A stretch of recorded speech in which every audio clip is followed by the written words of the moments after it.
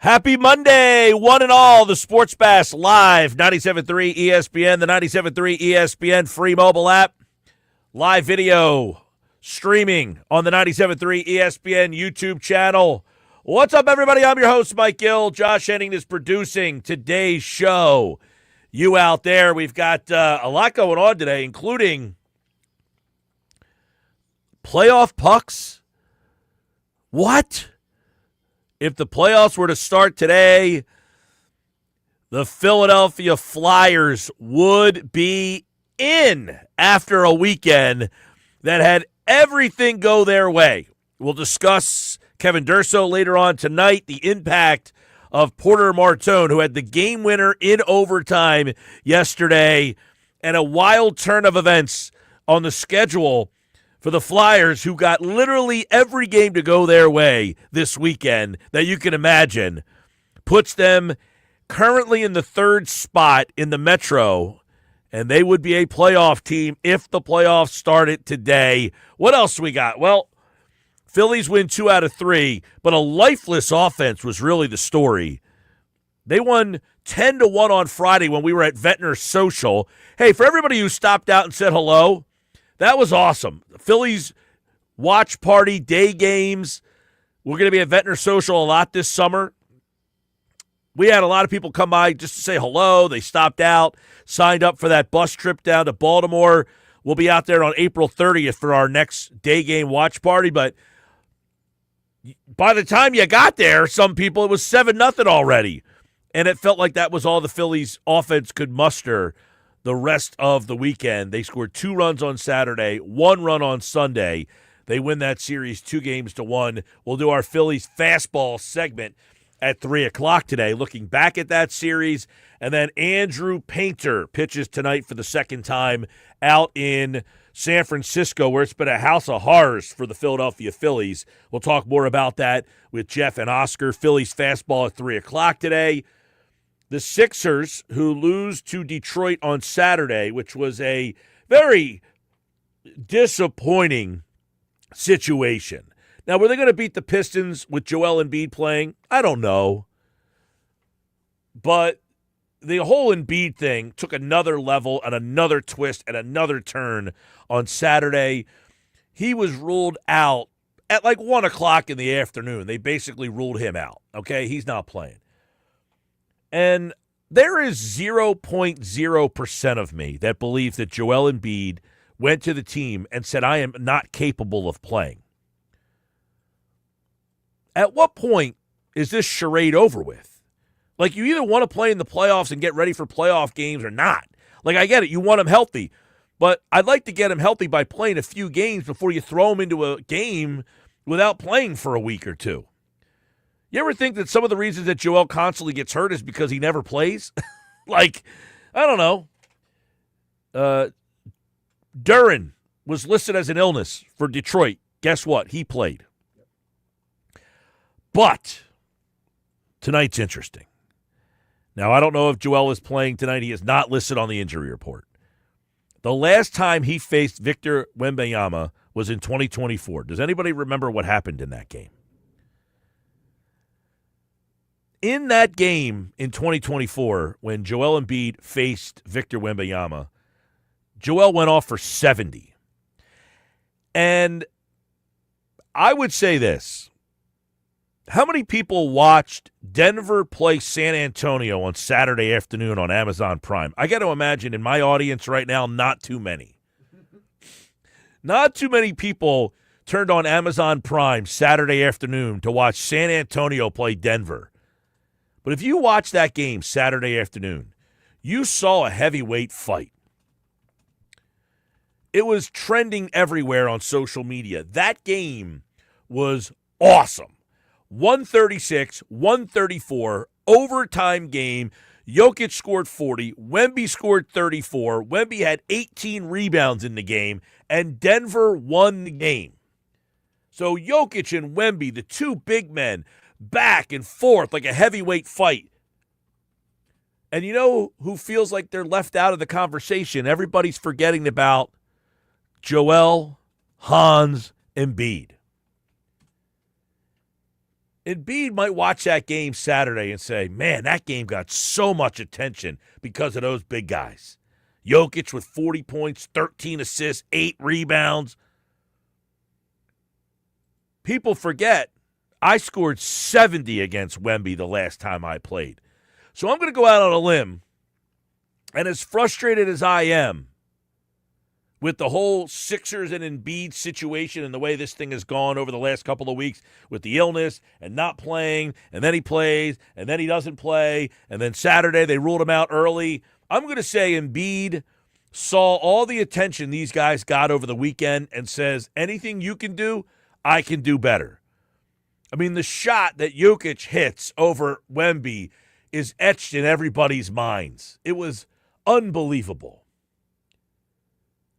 It was unbelievable, that shot that Jokic hits in that game. So watch for that tonight. Sixers and the Spurs, and it's an 8 o'clock game. Now, after the weekend, Sixers lose that game to the Pistons, and you got some help.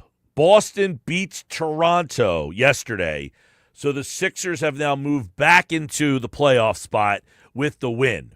So over the weekend, the Sixers got help from Boston, and the Flyers got help from everybody. I mean, the Flyers literally needed like 5 games to go their way this weekend, and like every single one of them did. You go back to Saturday. You needed the Rangers, who stink, to beat the Red Wings. They did. You needed the Wild to beat the Senators. That happened. The Lightning beat the Bruins. And then, of course, the Bruins came in on the back-to-back, so you had that. Everything you needed. Carolina beat the Islanders after Philadelphia beat the Islanders on Friday night. So the Islanders lose 2 straight. The Blue Jackets lost on Saturday. You name it, I needed a loss, I got it. It was unbelievable.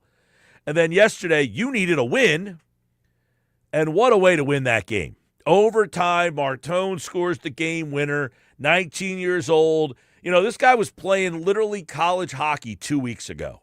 He was in college playing hockey for Michigan State 2 weeks ago. But yesterday, you needed to win the game. You got the win. Then Detroit loses to Minnesota. So you get that goes your way for you. Capitals got blasted by the Rangers 8-1 yesterday. You needed that to happen? That goes your way. So you look at the standings right now. You've got the current playoff field. Tampa, Buffalo, Montreal. They are all in. Carolina is in. And then the next 2 teams in the Metro, it's Pittsburgh and Philadelphia.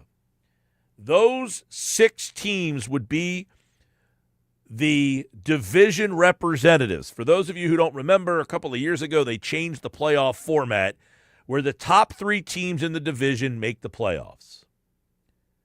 So in the Atlantic, it is Tampa, it is Buffalo, and it is Montreal. And in the Metro, it is Carolina, Pittsburgh, and Philadelphia currently. The 2 wild cards right now are the Bruins, and the Senators. Now, Philadelphia is in a good spot because they have a game at hand on the Islanders. And they have a point at hand on the Islanders. So they're in a pretty good spot right now. But down the stretch they come. It's not easy. Philadelphia still has some interesting games left, including on Tuesday night. Tomorrow, they will play New Jersey on the road, at Detroit on Thursday, at Winnipeg on Saturday. So a 3-game road trip here, with Detroit being a massive game for them on Thursday. Now, New Jersey, Tuesday night. New Jersey, not currently, a playoff team, but these are the kind of games that you can't take for granted. They have had games where they've lost to the Rangers. They have had games where they've lost to Chicago. You can't do it. The Devils right now are playing well. They've won 6 out of their last 10. So you can't, and by the way, you just saw the Rangers win 8-1 yesterday. The Rangers won the other day for you. You've had 2 games where the Rangers needed to help you out, and they helped you both times. So you cannot take the Devils lightly. Then, and as I said, you have a 3-game road trip. You also have Winnipeg in there, who's one of the worst teams in the Western Conference. So you have New Jersey, who's second from the bottom in the Metro, and Winnipeg, who's second from the bottom in the Central. So you got 2 teams that are out of the playoff mix on your schedule, and you would say, oh, that's a good thing. I hate those kind of games at this stage of the season. And then you got Detroit, Carolina, and Montreal. Now, Montreal and Carolina, they're your last 2 games at home with playoff implications. Carolina is arguably one of the best teams in the NHL. They're the best team in the East, but arguably they are the best team. Colorado might have something to say about that, but it's Carolina and Colorado. They're the 2 best teams. And then the last game of the year, you play Montreal, who has clinched a playoff spot. That is the schedule for Philadelphia. The Flyers, that's a tough way to navigate the end here. Now, the Islanders, they are a point behind you, but they only have 4 games left. And they will play Toronto, Ottawa, Montreal, and Carolina. Montreal and Carolina. Carolina, as we mentioned, possibly the best team. Who knows what that game means for them? Probably nothing. I mean, but you don't hear in hockey all that much, teams kind of not playing their guys. But it's going to be a fun couple days for the Flyers down the stretch. The fact that they have now put themselves in playoff position, that's unbelievable.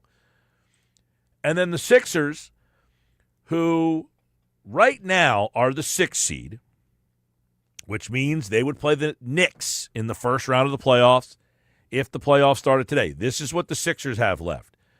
3-game road trip, not ideal. At San Antonio, brutal.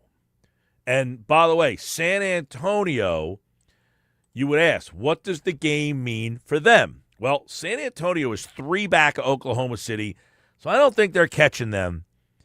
And they're 9 up on the next team. So San Antonio is kind of locked into they're pretty much locked into the 2. You wonder if San Antonio takes the foot off the gas a little bit here and kind of rests some of their guys. Just the last week of the season here, they're locked into the 2 seed. Maybe San Antonio pulls the foot off the gas a little bit. Then Philadelphia goes to Houston. That game is on Thursday. So they play Monday. They're off Tuesday and Wednesday. Then they don't play again until Thursday. Well, the game does have meaning for the Rockets. How much meaning, though? I would imagine teams are now trying to get into the 6th spot. Houston is not going to get there. They're in the 5 spot. They're 3 games up on Minnesota. Why? The Lakers are so banged up right now. You play the Lakers in the playoffs, you're not going to face Luka and maybe not Reeves. And right now, Houston's locked into a 4-5 matchup. They're 1 game behind Denver. So Houston's trying to get out of the 5 to move to the 4 to get the home games here. So the Rocket game will have some meaning most likely. Then you play at Indiana, who is Tankarooski right now. They are trying to lose games. So you get that reprieve in the back-to-back on Friday. And then the Bucks, same situation. The Bucks are tanking. They don't want to win games. And you got them to close out the season on Sunday. So fun time for the Flyers, fun time for the Sixers, and we got it for you right here on 97.3 ESPN. Sixers tonight, that game is on Rock 104.1. That is an 8 o'clock tip. The national championship game will be on 97.3 ESPN, UConn and Michigan. Embiid versus Wemby, that's on Rock 104. Tomorrow, the Flyers take on the Devils. It's a very, very busy week here. The Flyers take on the Devils. Thursday, the Flyers play the Red Wings. That game will be on Rock 104. The Sixers play the Rockets. That'll be on 97.3. Friday, the Sixers play the Pacers. That game's on 97.3. And then Saturday, we have the Phillies and the Diamondbacks, followed by the Jets and the Flyers on Saturday night. Sixers-Bucks close out the season for the Sixers on Sunday. Then Monday and Tuesday next week, Flyers-Carolina, Flyers-Montreal, and we'll find out what happens there. So that's what's coming up That's what happened with those two. Then there's the Phillies. And we're going to do a lot of Phillies with our Phillies fastball segment at 3 o'clock today. But Phillies with a disappointing weekend, even though they won the series 2 games to 1. They scored 7 runs in the first inning on Friday and couldn't get anything going the rest of the week. Now, you're playing Colorado, who just stinks like a pair of athletic sweat socks. But the fact that you can't get your offense going in that ballpark against their pitching, that's a concern. Yeah, I know you broke out for 7 against Lorenzen on Friday, but that's it. That was it. That's troubling. That your offense in Colorado against that pitching staff, they threw an opener against you on Saturday, and you couldn't get more than 2 runs. Luzardo pitched his ass off and almost didn't get the win in that game. He had 11 strikeouts, no walks for Jesus Luzardo. You had a basically blueprint game there. When I say a blueprint game for the Phillies, it means your starter got you the 7th, and then some combination of Alvarado, Keller, and Duran get the closeout, and that's what you had. Bryce Harper, 0 for. Again, runners in scoring position, 1 for 9. Harper, 0 for 3. It's early, yes, but Colorado, can't we get something going with Bryce Harper in the series out there? And the rest of that top of the line. I mean, listen, Turner had a couple hits in the game on Saturday. They couldn't do anything for him. Then yesterday, you're taking a look at that. Schwarber 0 for 3. Harper 0 for 4, 2 strikeouts. You know what Harper's hitting right now? 139. And yesterday, Phillies, runners in scoring position, 0 for 6. 7 men left on base. And I'm already, every time, hey, Phillies got to do something with this lineup. We've been talking about it. Phillies fastball, we'll be talking about it, but they're not going to tweak the top part of that lineup. What are your options? Well, maybe they move Garcia to 5. Maybe they move Marsh to 5, drop Stott down. That's a possibility. I think that will be the first thing they do. If they go out to San Francisco and struggle, the first layer of tweaking would be, I think, Marsh and Stott would flip-flop. And that would be the first thing. Maybe Garcia into the 5-hole when there is a left-handed pitcher. We'll see. Now, tonight, Adrian Hauser is the starter for San Francisco. He is a right-handed pitcher. Bohm is 1 for 11 in his career against Hauser. So there could be a night that Bohm gets a night off. I don't think he's had a day off yet. Not that, I'm saying, oh, my God, this guy needs a day off. I'm just saying, hey, he hasn't produced all that much. Bohm's hitting 176. Harper's hitting 139. Schwarber's hitting 188. And Stott's hitting 222. That is your 2, 3, 4, and 5 guys in the lineup. Now, conversely, Garcia, 294, Marsh, 303, and Crawford, 321. Offense having all sorts of issues. And you go to Colorado, that's when you're supposed to wake your offense up. It can't just be one day. And the other 2, you get 1 run and 2 runs on Saturday. And by the way, the only guy offensively that showed up was Mickey Moniak, to rub a little salt in the wounds there. Moniak with 2 homers to lead the Colorado offense. So that's where we are there. We got a lot going on. Final 4 tonight, it's UConn and Michigan. You can listen to the game on 97.3 ESPN. Got some text messages. Mike, I'm all flyered up. Hockey playoffs are so much fun. I agree. I love the hockey playoffs. There's nothing better. Like Flyers in the playoffs. Yesterday, I got to be honest, I was all jacked up to watch the game. When I got home, 3:30, game on, start to finish I went. I went Flyers over Phillies yesterday, Josh. Flyers over Phillies. Now, the Phillies start at first, 3:10. Phillies also started Taijuan Walker. So I started over there, gave up 3 runs, flipped over to the Flyers game. Yeah, you saw how that game was going. Never really had any interest in going back. Why should you? I was looking forward to all day, a little Easter Sunday, happy Easter, everybody out there. I said, all right, a little Easter, a little Flyers. Watch the Flyers and start to finish. That guy's text message, right? All fired up, hockey playoffs, best. Not disagreement. No disagreement. Hey, anytime Flyers make the playoffs, there's nothing better than getting into a greasy, grimy series. Now, right now, best possible scenario, if the Flyers get in the playoffs, would be against Pittsburgh. It would be a Flyers. Can you imagine? Flyers-Penguins at the same time of a Sixers-Knicks. That would be the two current playoff matchups. Flyers-Penguins. And if the Flyers make the playoffs, I think it's like a 60% chance. Their best option is that they would play Pittsburgh. And for those who don't know, maybe you haven't been watching the NHL all year, the Penguins are not your older brother's Penguins. Like, this is not even the same team it was a few years ago. They are a team that is very, very, very boom or bust. Yep. So if you played them in the first round, there is a real chance you could beat them and move to the second. Yeah, and listen, hockey is different from basketball.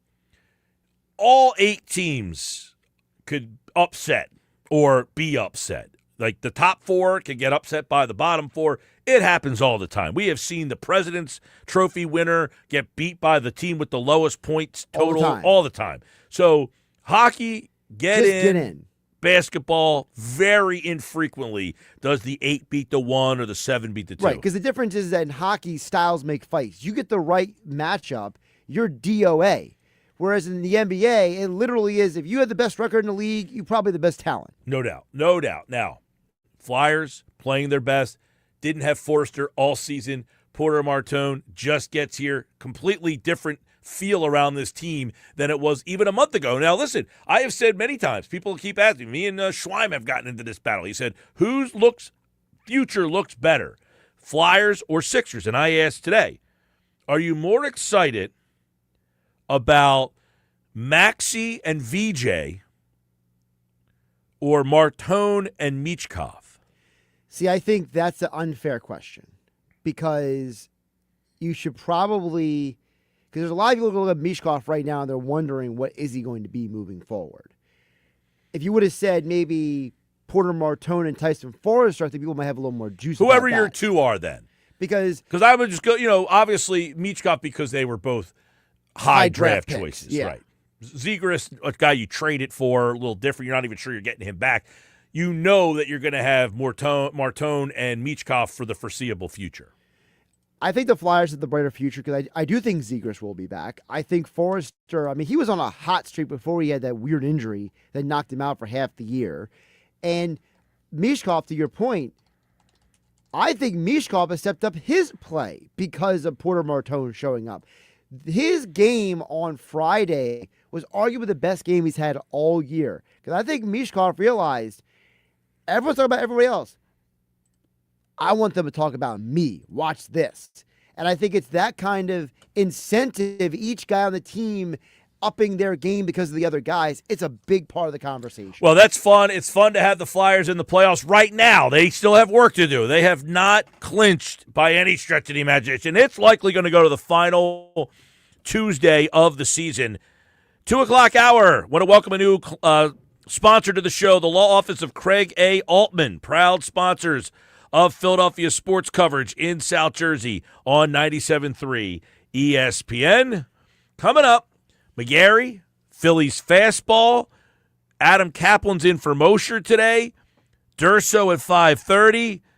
Unsportsmanlike moment of the day. We got everything in play this afternoon. Text board, White Horse RV text board is open.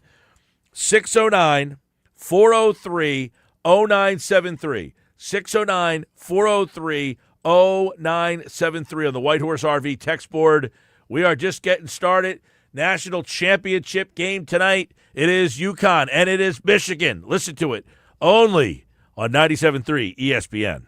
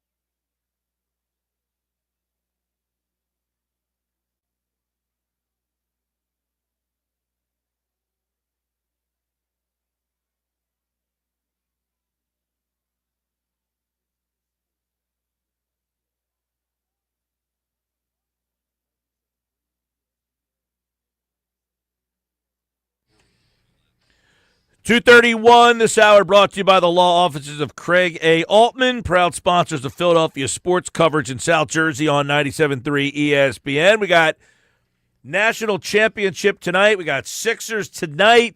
Got Phillies late night tonight. Phillies weekend. They win the series 2-1. Some positives in Denver, but many familiar things that we seem to talk about each and every day.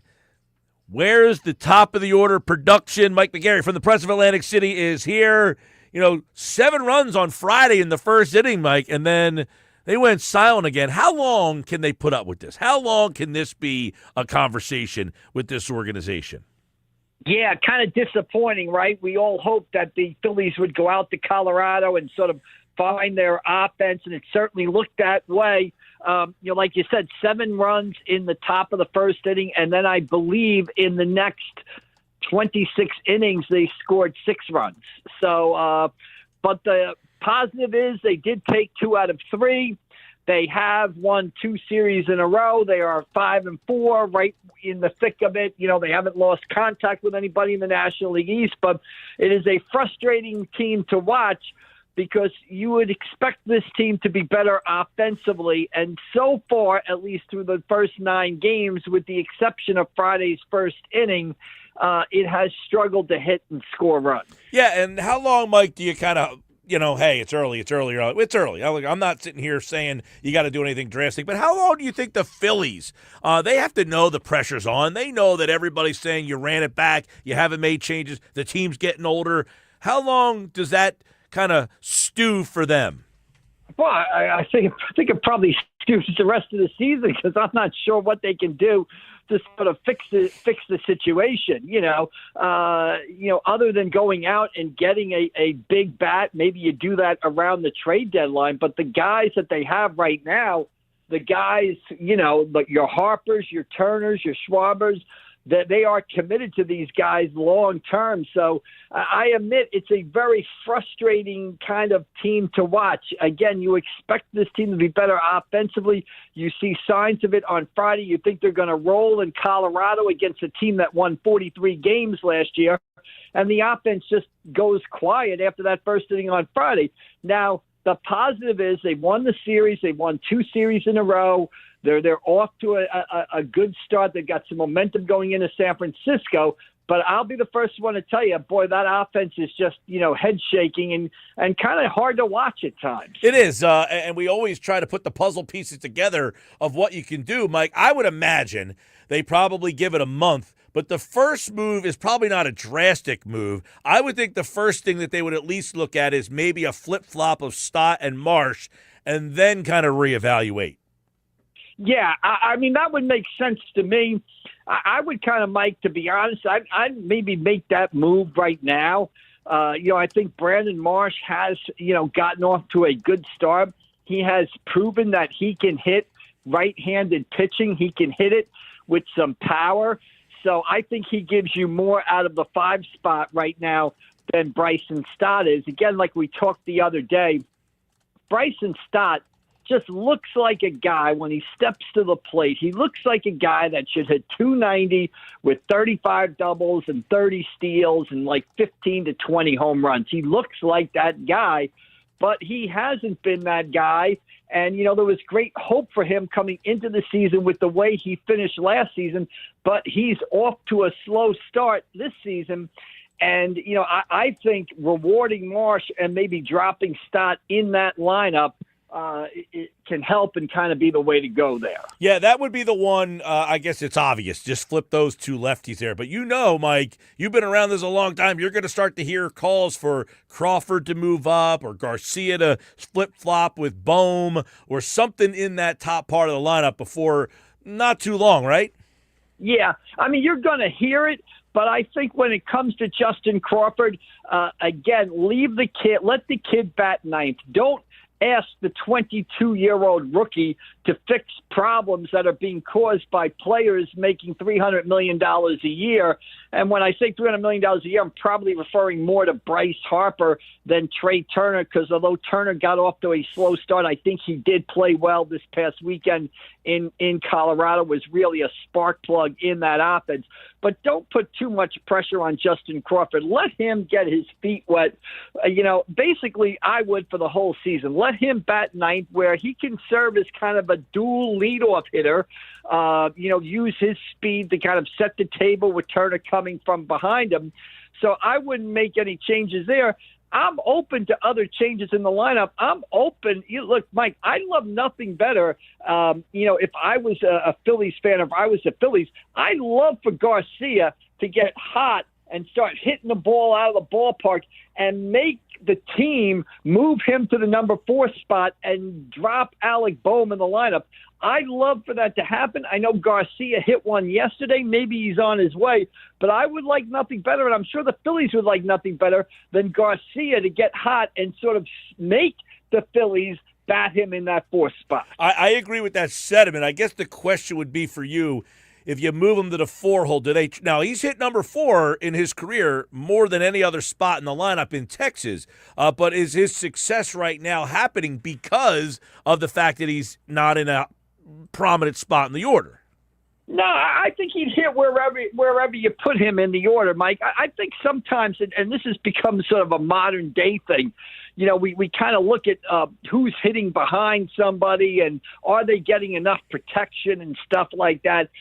It matters, but I don't think it matters as much as everybody thinks it does, or matters how much everybody talks about. Look, if Bryce Harper is on a hot streak, they're not going to pitch to him no matter who's behind him. Hank Aaron could be hitting behind him. They're not going to pitch to Bryce Harper when he's hot. So I think Garcia, look, again, I think the Phillies would love for Garcia to get hot and force them to move him up in the lineup, because he does profile as, if Garcia can profile as that cleanup hitter, that prototypical cleanup hitter, and then you drop Boehm to 6th in the order with the way he can hit, then all of a sudden Boehm becomes more valuable batting 6th than 4th.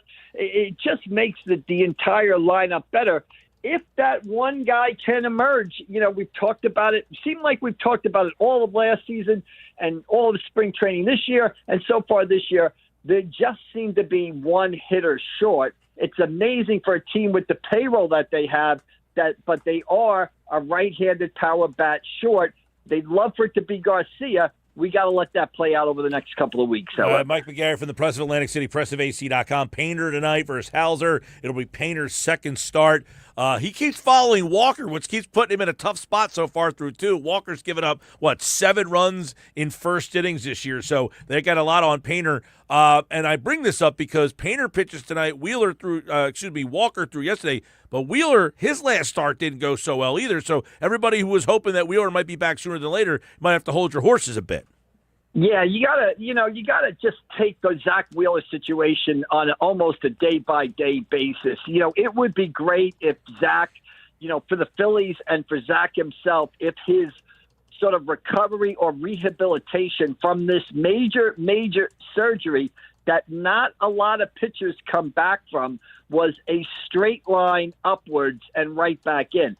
Unfortunately, that's not how life works. He had he got roughed up a little bit on Friday night. Matt Gelb of The Athletic had a great story about how Zach's velocity is down a little bit. The Phillies are not concerned about that.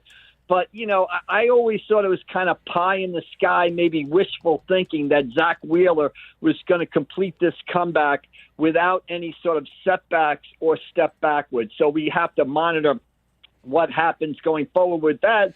And it just goes to show you, Mike, the Phillies can't get rid of Taijuan Walker. This is the last year of his contract. I bet you he's going to be here till the end of the season. They can't afford to get rid of him. And I know he got roughed up yesterday, but he did pitch 5 innings. And my bar for Taijuan Walker is I'll let him lose the game he pitches. Just don't screw up the next game by getting shelled and being, forced out of the game, in the first inning or the second inning, where you have to waste your bullpen to cover for his ineptitude. So he was able to go 5 innings yesterday. Fine, they lost, but they are in good shape tonight with Painter and a rested bullpen to take on the Giants. All right, Mike, Sixers tonight, they'll take on the Spurs. Now, I don't know if you watched Saturday when Jokic and Wemby went head-to-head on Amazon Prime. That was a heavyweight fight. That was an awesome game. Does Embiid watch that game and say, you know what? Those guys got a lot of attention for that game. I got something for you. The last time him and Wemby faced off, he scored 70 in that game against the Spurs. This is a different Wemby, though, and Embiid should be motivated after watching that game. Mike, I've been on Wemby from the beginning, and I'll say this. I've been watching NBA basketball, since like 1972, 73. I was 7, 8 years old. I became aware of NBA basketball, been a fan of it since then. The two greatest players that I've seen play are Michael Jordan and Kareem Abdul-Jabbar. When I look at Wemby, I see a guy who has the potential to be a combination of those two guys. He can be unstoppable offensively like Jabbar was, and just also bring the sort of skill that Jordan had, and then you have what he's able to do on the defensive end of the floor. So, I tell people all the time, some people think I'm crazy. I think Wemby has the chance or the potential to be the best player to ever play basketball, because to me, he's a combination of Jordan and he's a combination of Kareem Abdul-Jabbar, and how he can impact the game on the defensive and offensive sides of the floor. I've never seen anybody who can do it like he has. Now, obviously, he's got a long way to go. How do you prove yourself the best to ever play? In the NBA, you win championships. Kareem won championships. Jordan won championships. Wemby certainly seems headed down that path, but he's got to get it done. Well, I'll tell you what, it should be a fun one tonight. The week of Embiid was just something on another level. I said, listen, I have never been the guy that says trade Embiid. I'm tired of Embiid. Like, yes, he's frustrated. The whole thing is, I would like to see Embiid traded for no other reason, because I want to see how another team handles him. I mean, this has turned into a clown show almost weekly. He can play, he can't play, he's sick, he's not sick, his knee's hurt. No, my knee's fine. The oblique, you're not playing. He was ruled out yesterday at 1 o'clock or Saturday at 1 o'clock in the afternoon. I mean, you're telling me that Mike, there is 0.0% of me that feels that Embiid told the team he could not play on Saturday. Yeah, I mean, Mike, the situation with Embiid just seems to be, I can't. When you hear these reports, you're kind of like taking it back and saying, are you kidding me? I mean, first he can't play because of his knees. Then he injures his side. Then he says he's healthy and his knees feel great. And then a day later he gets sick and misses shootout, and some sort of miscommunication between Embiid and the team results in him not playing. Then Embiid takes shots at Daryl Morey. Here's what I'll say about Embiid, Mike. If you get into a bar fight at 1 a.m, you might be unlucky. The next month you get into a bar fight at 1 a.m, you can say to yourself, hey, that's kind of a coincidence. I've been in 2 bar fights in the past month. You get into a bar fight at 1 a.m. the next month, the problem is you. You're the problem. It's not coincidence. And Embiid just seems to be involved in all these incidences and controversies and disagreements. And the common denominator is Embiid. So, it'll be interesting to see how the Sixers, finish the regular season and approach the playoffs in the offseason.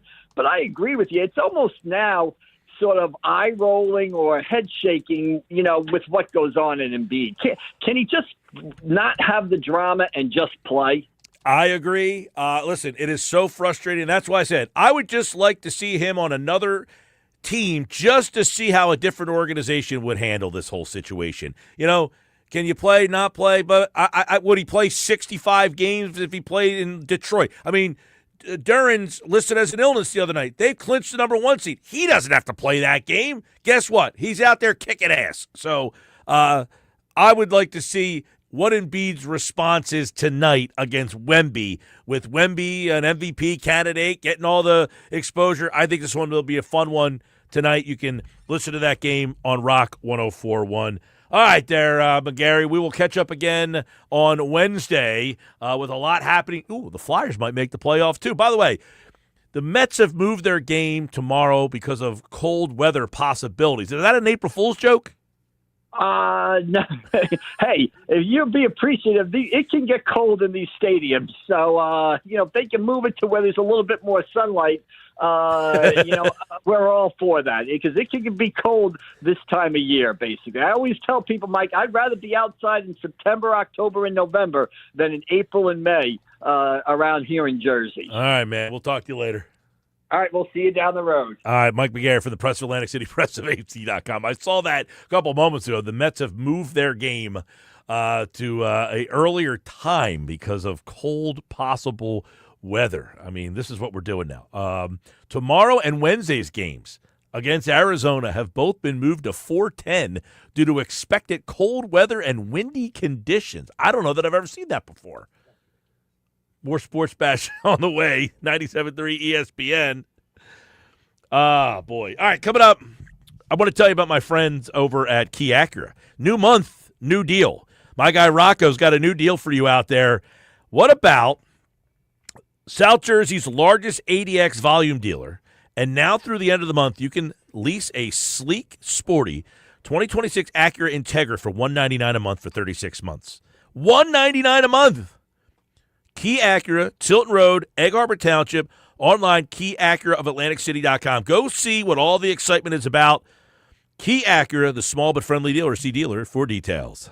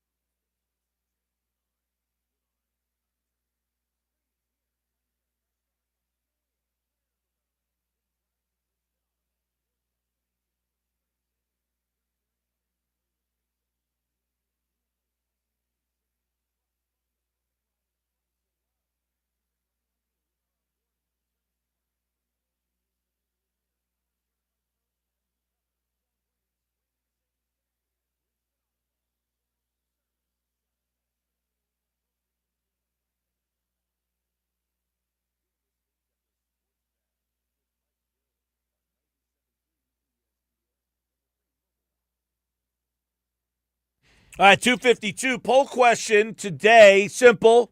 Who has a bigger game tonight, Embiid or Wemby? Vote at Mike Gill Show. Bigger game tonight, Embiid or Wemby? You can vote at Mike Gill Show. I'm going to say Wemby. Wemby is a stat sheet stuffer, and the Sixers' defense is porous. Could tell you this. By the way, that Sixers defense thing is incorrect. They have been one of the best defenses in the NBA. I don't care what the stats say. I can see what my eyeballs see. There are so many times they let up open They're shots. a bad rebounding drives. team. Definitely a bad rebounding team. This is what I tell you about Wemby. He looked tired. He looked a little worn out in that game Saturday. Because remember, Wemby only averages 29 minutes a game. Right. They kind of limit his minutes. And he looked tired and worn out in that game against Jokic the other day. Do you think there might be a rollover here? Embiid scored 70 on him the last time they played. 70. 7-0. So you think this is more about I think Wemby? Embiid is going to eat his lunch tonight. Wow. Yeah. I think that this whole week. You're a Wemby guy, too. I do like Wemby a lot. In fact, I think he's the face of the league right now. He might be the most talented player. I like what McGarry said. He might be the best player I've ever seen. But he is also a beanpole. He is, yes. And Embiid, I think, has taken a beating this week with the sick, the Morey, ask Morey, don't play me, play me. I think he has just had it. And watched the game on Saturday and saw Jokic, by the way, put 40 up in the game. Now, Wemby didn't cover Jokic a lot in that game. No. And I doubt he'll cover Embiid a lot tonight either. But the last time they matched up, Embiid and Wemby, Embiid went for 70 in that game. Now, that doesn't mean Wemby won't score 45 tonight. But that'll be fun. 8 o'clock. Who has a bigger game, Embiid or Wemby? Vote at Mike Gill Show. We'll update the poll question throughout the day here on the Sports Bash Live on 97.3 ESPN. By the way, quick MLB news. Juan Soto, Mets, going to the injured list. They expected to be out multiple weeks with a calf injury.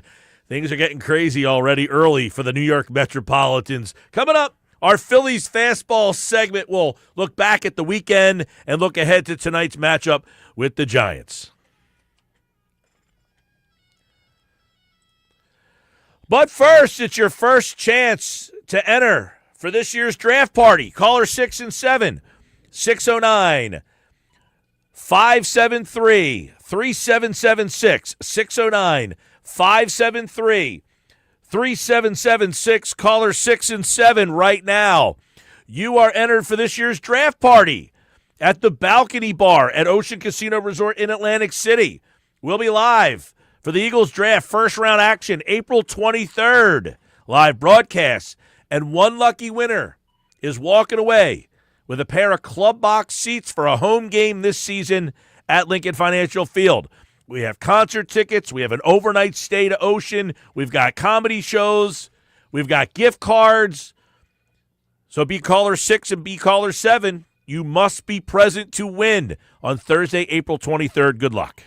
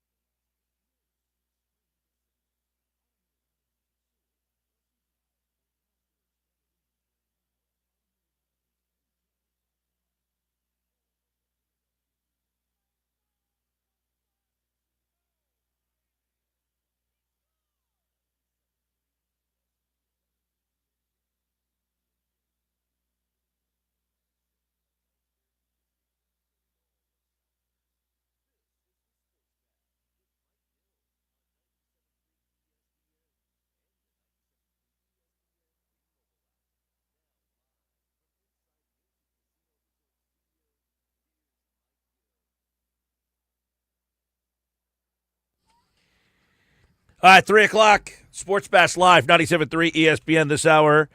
Brought to you by Broadley's Plumbing, Heating, and Air Conditioning. Our Phillies fastball segment coming up in just a second. Phil's 2 out of 3 in Colorado. They will take on the Giants tonight.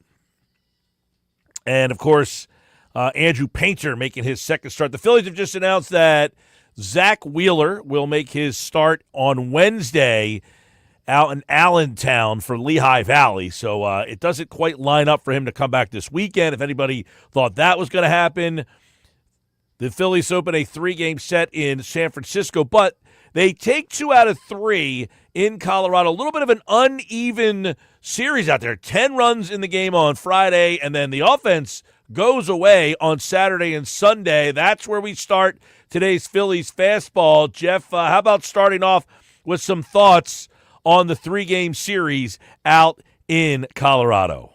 I mean, first inning was fun on Friday. 7 runs. They just teed off on Michael Lorenzen, 9 in the first 3. And they're like, okay, maybe the offense is back. And really didn't do that much after that. I mean, I think it's kind of a concern when you score 2 runs on Saturday against a bad Colorado team and you struggle to score runs on Sunday. Now, look, I'm just going on Sunday's game.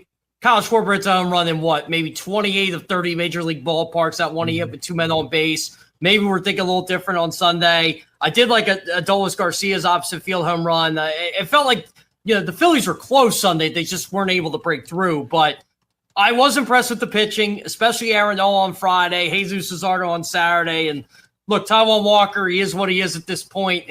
They won the series, but I was like you, Oscar. I was kind of hoping for a sweep.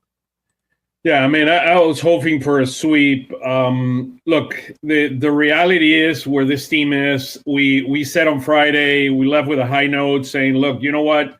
We're going to Coors Field. All our remedies or slumping, hitting they're going to be over. And what happened? They scored 7 runs, and then they scored 6 runs the remaining, 27 innings in the entire series. I mean, it's disappointing. You had – They had a starter on Sunday. On Saturday. I mean, they had a bullpen day, and we scored 2 runs. Give me a break. Come on. I mean, and yesterday couldn't get the bats going. I mean, it's just inconsistent. The offense is not where it needs to be. Turner kind of woke up over the week. He looked much better, but Schwarber and Harper, I mean, they still either they hit a home run or they don't do anything. I mean, that's kind of the reality of how this season have gone. And Luzardo, we have to talk about Nola and Luzardo. Nola and Luzardo look unbelievable. Look, I mentioned it. I expect big things from Nola this year. He's going to be a significant better version than last year. His ERA around 4, maybe slightly below 4. He's going to be the part, and Luzardo was incredible. No base on balls and 11 strikeouts. That was an exhibition of pitching on Saturday. Yeah, guys, well, you mentioned the offense. It got off to a 7-run start on Friday, led by Turner, 3 for 4, Schwarber with a hit, Harper 2 hits, Bohm had 2 hits, even Stott had 2 hits. So that top of the order, you could see how dangerous they can be when they're going. But I feel like a theme of this show on Phillies Fastball each and every day right here, we're going to be talking about, hey, can you shake up this offense? Is there something you can do? And does it stem from, the top of the order, the middle of the lineup?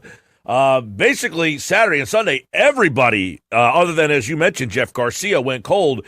And I think everybody is going to keep trying to find ways to infuse a little life in this offense, meaning do you stack these guys up a little different? Look at the runners who is scoring. Just look at this, Jeff, for 1 second. Look at the runners who is scoring position.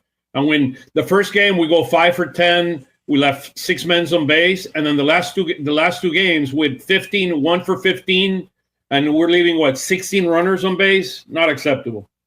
Yeah, I agree. And we were talking about this on Phillies Weekly last night. Should changes be made to the lineup? But we talked about this on this show before. I don't think he's going to do it, but I would try Brandon Marsh 5th. Yeah, Stott is really good against Hauser. He's 2 for 3 with a home run and 2 RBIs, so he's probably not going to do it today. Yeah, it's probably not going to happen tonight. Yeah, maybe tomorrow against a lefty. Well, he won't play, so it'll be interesting that seems like the first thing, right? Instead of making the top of the order crazy, bold move of maybe moving Schwarber or Harper or moving Turner, you keep those 4 and you just do something small first with a Marsh Stott flip.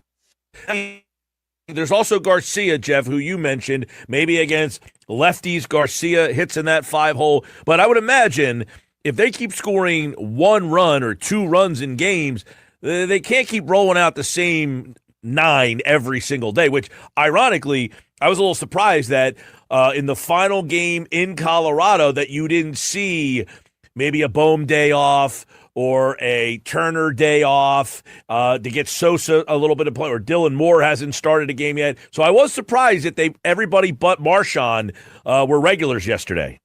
Yeah, and look, even with Marchand, he's a backup catcher. He is what he is, right? Do you think maybe the next time Taijuan Walker pitches, JT Realmuto catches him just to get him going? Well, I'm hoping there's not a next time for Taijuan Walker. Well, there's going to be a next time, Mike Gill. Zach Wheeler's getting 2 more starts. I will say, you probably know about Wheeler's timeline more than I do, but yeah, I guess the Phillies are just hoping that if it's 2 more starts, that he doesn't give up 3 or 4 runs in that first inning and then can just kind of suck up some innings for them until they can hand this thing over to Wheeler. You know what, Mike? It is funny. There is a way you can avoid Walker because of the off days, right? They got this Thursday off. They got next Thursday. So in theory, they could do that. But if you're trying to stretch Andrew Painter out, I don't know. There probably isn't an innings limit on him. I'd have to ask Rob Thompson myself if there's a plan for that.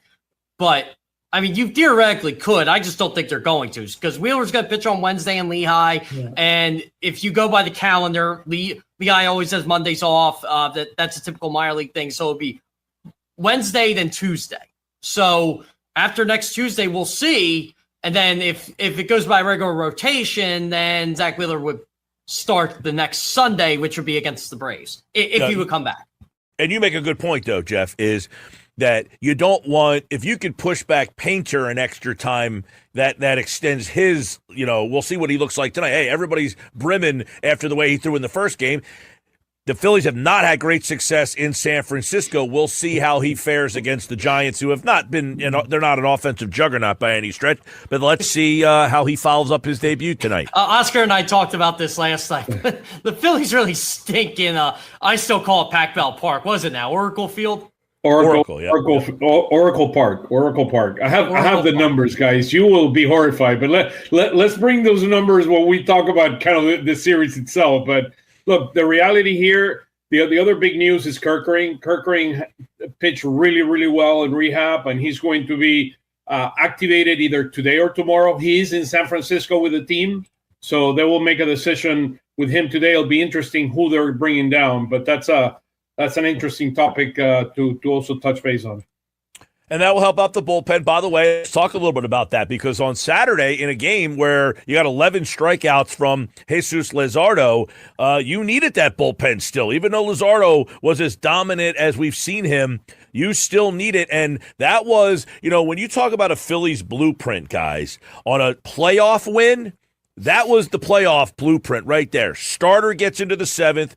Some combination of Alvarado, Keller, and get the ball to Duran. That's what you're looking. That's a playoff blueprint win for the Phillies on Saturday, even though you're hoping it's not against the Rockies that you need to hold and scratch and claw for a 2-1 win. But that's the way the Phillies want their bullpen to look, right? That's a blueprint. No doubt about that one. I mean, Duran doing his thing. He's 3 for 3 in save opportunities. Keller with his big arm. I'm a little concerned. I have not seen more strikeouts, but they will come. I mean, it's still too early. He's only pitching 4 games. And Alvarado, look, if there is one word that I give Alvarado, he needs to get in shape. I mean, he needs to trim some things here and work very, very hard. He's working on a contract year. Huge strikeout, but his control has been concerning in the early going. Yeah, 12 pitches, by the way, real quick, Jeff. 12 pitches on Saturday, only 5 strikes for Alvarado in that game. Go ahead. Yeah, that's what I was going to mention, too. The control's lacking, and I think that involves getting in shape. But by the way, can I give a shout-out to Tim Mesa right now? Like, everything you've asked of this guy. That's been your guy. Yeah. That's been your guy, Kerr. Yeah, he threw another shutout inning on Sunday. Like, you're just – look, he's the guy that – And look, I'll say it. He's the guy I got wrong on my 26-man roster projection. I thought it was going to be Shugart. And I said, look, I kind of like the idea of them bringing Mesa up and bringing a fourth lefty in here. And it's worked out well for it. It's worked out well enough that you're probably going to be sending Kyle Backus down. Oscar, give us some background on why Luzardo so tough. I mean, 6 2/3, 99 pitches, 11 strikeouts, no walks. I mean, what makes this guy is, some people he is the number 3 technically on this team, but we talked about that ESPN article last week that listed the 11 top-tier pitchers in the league, and he was one of those 11.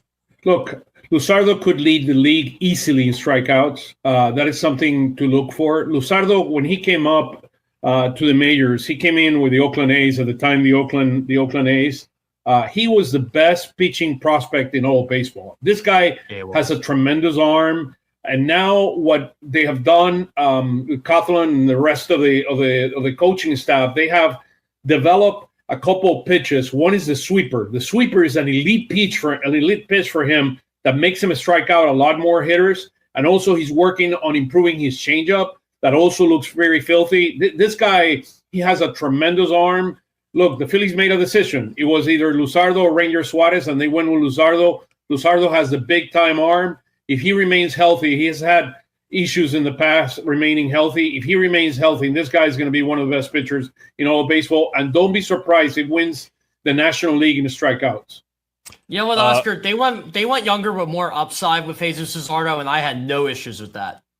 That's true. Well, That's true. we listen, not to disparage on Ranger, one of the more popular pitchers during his time in Philadelphia. He hasn't exactly got off to a great start, and I think the Phillies were having to weigh, do they want the younger? This is akin to years ago when the Sixers had to choose between Ben Simmons and Jimmy Butler. They went with the young guy. That didn't work out so well. But the Phillies choosing Luzardo over Ranger, maybe it will work out. Ranger has not had a great start with the Red Sox, but we know Ranger, I think he pitched yesterday or Saturday. He pitched yesterday. 4 innings, and he allowed, I think, 6 runs. Yeah, so he has not been great out there for the Red Sox. A popular pitcher, but I think, guys, they made the right decision. By the way, he faced Walker Buehler in the game yesterday, who pitched 2 2/3, had 4 strikeouts and 3 walks, gave up 4 runs. Buehler's ERA 9.45 for the Padres. Ranger Suarez 8.64 for the Red Sox. So it looks like the Phillies, at least if they were deciding between Luzardo and Suarez, picked the right guy. I know, the interesting part is this offense has been the problem, but their pitching after the first week of games, which was not where they wanted to be, it seems like it's hit its stride outside of Walker, and we'll see what Painter does tonight against the Giants. And as we look at the pitching so far, give me a number of guys that stands out, either good or bad. Oscar first. We're number 1 in baseball on our starting pitching and strikeouts. I mean, that basically shows you and we're 8th in base on balls. So those are 2 major numbers. They're going to, as I told you, the most important stat here is the ERA or starting pitching. We're down to 18th. We were like 26 last week. So believe me, this is improving fast. And if Wheeler comes back and we take Taiwan out, I mean, we're going to have probably the best starting pitching in all of baseball. Jeff, you got a number on there, good or bad, that stands out? Well, 2 things for me. I like how it's this early in the year and they're third in innings pitched amongst the starting pitchers. I think that's very impressive this early in the year, because this is when starters maybe go 4, 5 innings. You got guys going 6, right? You got Jesus Luzardo going deep in the games. You got Andrew Painter's even going deep in the games. That's a great sign for me. And look, the 4.1 ERA, that should be lower if you take out Taiwan Walker. That was Oscar's homework assignment for last night. Yeah, Oscar, he told you to make sure you got the ERA without Taiwan Walker. I will do it. I will do it tomorrow. We'll talk about that. Yeah, we got all week. I didn't make a due date for you, but even look, even the bullpen ERA, like once Ryan Kirkry gets in here, I think that's fun. And I'm glad Oscar mentioned, and Mike, Saturday night, right? You got what you expected out of that. Alvarado, Keller, Duran. That's the ideal scenario when you bump Boylan down. I always want to say Boylan. It's not Boylan. Boylan down. When you want to move him down, Tanner Banks, when he moves down, and Tanner Banks has been very good for them, by the way. This is a deep bullpen. That's going to even out at some point. Well, and Aaron Backus, Nola, by the way, guys, don't forget Aaron Nola. Aaron Nola had a tremendous game on Aaron Friday. Nola was awesome on Friday. It got overshadowed. I mean, but it's great though. When you come in before you even throw a ball, it's 7-0. Yep. Yeah. Absolutely. Well, listen, as but the bullpen did. Mesa, Banks, and Backus. Backus came in, struck out 2 hitters, threw 8 strikes out of 12 pitches. If Walker gives up 4 runs most games, you're hoping that the offense can keep you in that game. They just could not. 2 home runs, by the way, from former Philly #1 overall pick Mickey Moniak. By the way, those were moon shots, both of them that he hit yesterday. And I'm happy for him. Yeah. I'm happy for him. He absolutely. What was it, he, Oscar? Was it 3 years ago, Oscar? He broke the bone in his hand. He was going to make this team. He was going to make this team, and you never know what history. It could have been a different history here. I mean, particularly with our dynamics around the center field position. I mean, over the years, and I know he would have been more of a corner outfielder, but he definitely. I mean, look, he's a good guy. He gave his best in this organization. And look, you're seeing it in every sport, right? You let some of these guys just don't grow up fast enough. I mean, and you let them go, and then they go to another organization and they blossom. So that's the unfortunate reality of some of the things that you have to give up on some of these players too early. I thought the COVID year really hurt him too. It hurt a lot of those kids, like him, Spencer Howard. They were like supposed to be the cornerstones. Breaking that hand too. By the way, I broke that story, and it was the worst 3 hours of my life. I said I never want to break a story ever again. You never want to break stories because people don't believe you half the time. Well, I broke the story, and it was after he got a MRI that said there was no break. But I had a source that definitively told me he broke his hand and he will be put on the injured list. So I went with it because I had 2 people tell me that, and people were coming after me because, the guys who are around the team every day had reported that his hand got an MRI and that no break was shown. And I said, "You're sure about this?" And then sure enough, like Jim Salisbury and a couple others did say, and gave me credit for it. But I said, that was the worst 2 hours of my life. People coming after me saying that I was an idiot. I didn't know what I was talking about. But I think Moniak breaking your hand, that's a terrible injury to try. If you're a guy that tries to hit in the wrist, anything in the hand area is not good. But good, I agree with you. Let's look forward to tonight as the Phillies take on the San Francisco Giants. And this has been kind of a house of horrors, guys, for the Phillies. But Andrew Painter on the mound tonight. Hauser for the Giants, and Hauser, of course, a right-hander. So you'll probably see the regular lineup tonight. But a tough right-hander. Hauser's tough. This is a good pitching matchup tonight. Yeah, it's a good pitching matchup. Let me just give you the numbers in San Francisco for the Phillies. I mean, this is horrific. There are 397 wins and 718 losses in history. 397 and 718 losses. And this is counting New York. This is counting New York too, right? Yeah. The New York Giants. So they've never been good against them. But Oracle Park, hold on. An Oracle Park in the last 29 games were 6-23. I was going to say, that number there, I think, tells a story because the Phillies have been a good team over the last 30 games there, and yet they still haven't been able to play well out there. And this is a tough group of pitching. Hauser, Robbie Ray, a lefty, they'll see tomorrow. That's a good pitching matchup. Sanchez and Ray, who's been a Cy Young winner. And Sunday you're going to see Nola again, so you'll get, but no, Sunday, a lefty. Wednesday. Wednesday. I'm thinking it's the weekend already. I'm wishing it's the weekend already. But tonight, Painter, Sanchez, Nola, good pitching matchups with the Giants, who have struggled offensively. So this is an interesting matchup here, and hopefully you can turn that 6-23 over the last 29 into at least maybe 8-24. Yeah. Three Phillies that hit home runs against Hauser. So we have JT Realmuto. He's 3-for-11 with 1 home run and 2 RBIs. Schwarber is 4-for-15, 267, but he has a home run against him. And then the other one is Bryson Stott. He's 2-for-3 with a home run and 2 RBIs.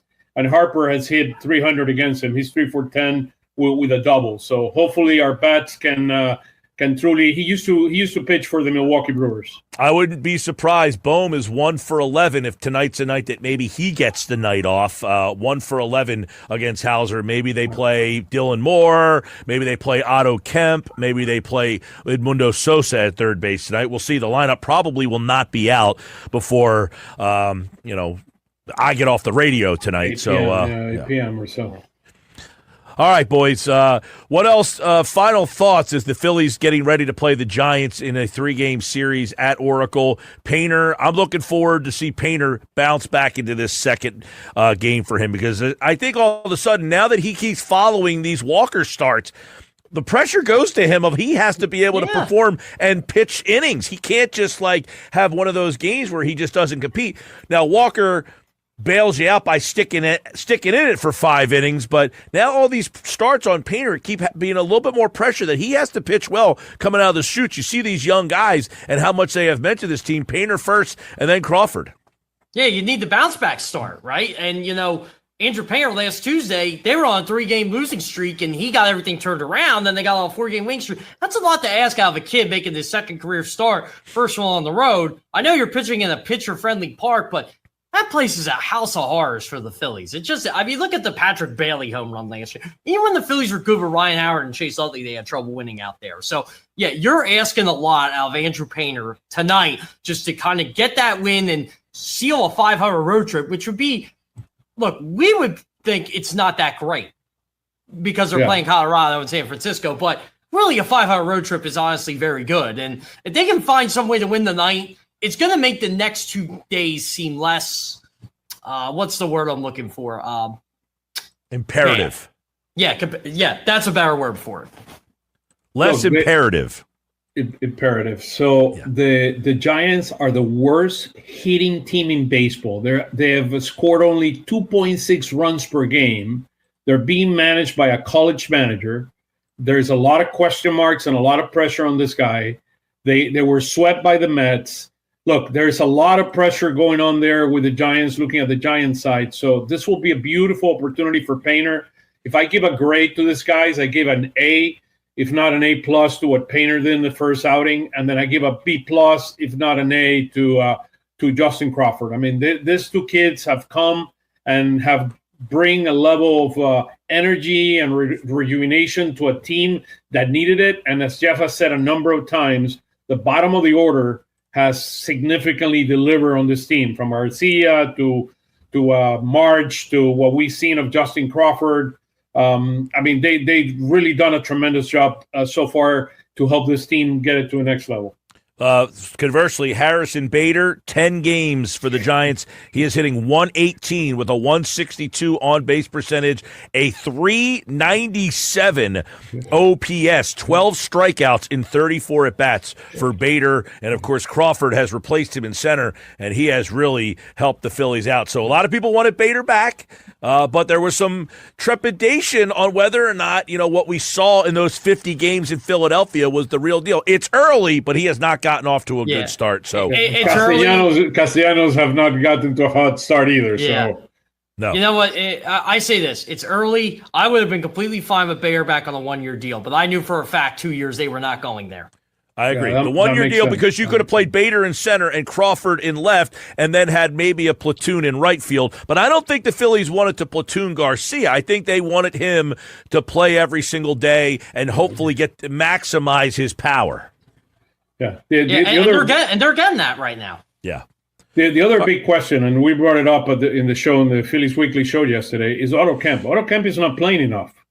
I mean, if you're gonna keep him you're gonna compete in the majors. I mean, he's a guy that needs at bats. Yeah, that's why I wouldn't be surprised if he plays third base tonight with Bohm 1 for 11 against Hauser. We shall see. But you're right. And he's gonna play tomorrow because there's a lefty. Yes, that's right. All right, Phillies and Giants tonight. Phillies fastball. There you go. We'll do it again tomorrow. Thanks to Oscar and Jeff. We'll talk to you guys tomorrow. And, of course, our Phillies fastball segment here on the Sports Bash, a daily roundtable of Phillies baseball for you here. Hey, let me tell you about my friends at Clark's Moving and Storage down in Rio Grande. Let me tell you, we had a huge move a couple of years ago, and Clark's is who I called to do my job. to do my job. They moved all my stuff from my Ventnor apartment to my new place on the mainland. Clark's Moving and Storage took care of it all from start to finish. Trust their moving company with your move.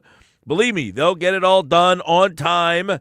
609-889-0780, online, clarksmoving.net. When we come back, big draft coming up for the Philadelphia Eagles. But how is all this Hurts stuff and A.J. Brown stuff factoring into that draft? We're going to get into that and more on the Sports Bash Live on 97.3 ESPN.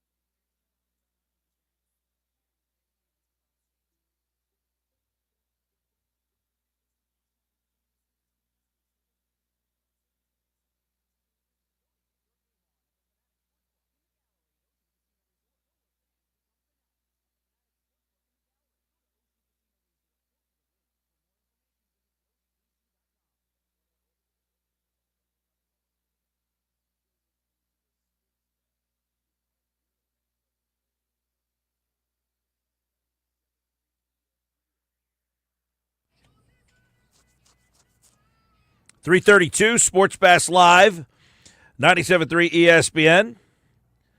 Football at 4. Adam Kaplan in for Mosher today. Mosher's got the day off. I don't know if he's off all week or not, but he's off today.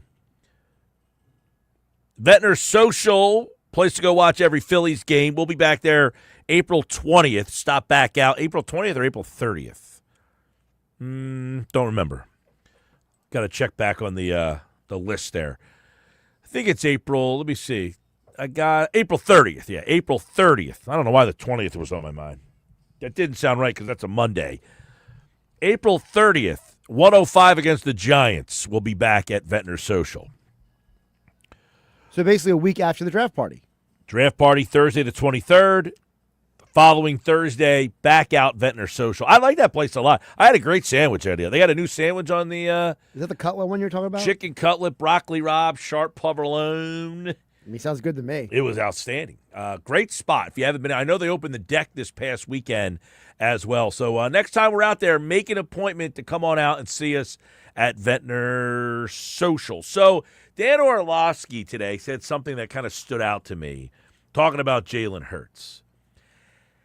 And this is where sports fans infuriate me sometimes. What is the goal for sports fans? What do you yearn for?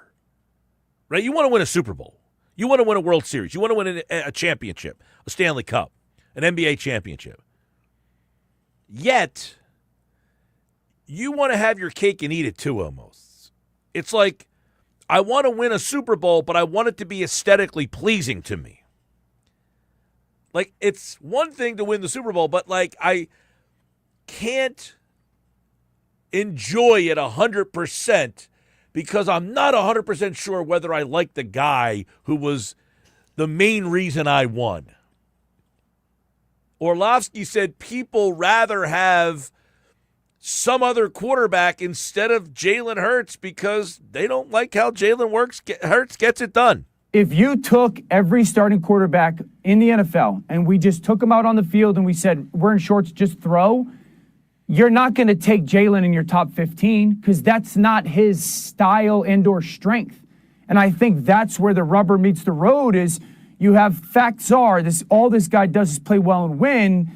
And then there's these opinions of, well, I want this quarterback and that quarterback and that quarterback, that quarterback, that quarterback, instead of them when it comes to just playing the position. And this goes for, like, Sirianni, too. I had this discussion with somebody over the weekend. Guy doesn't like Sirianni. These other coaches do this, blah, blah, blah, blah, blah. I said, well, the guys you just mentioned to me, none of them have won a Super Bowl. Sirianni has. Why does Sirianni have to do what Shanahan does? Shanahan hasn't won skedaddle.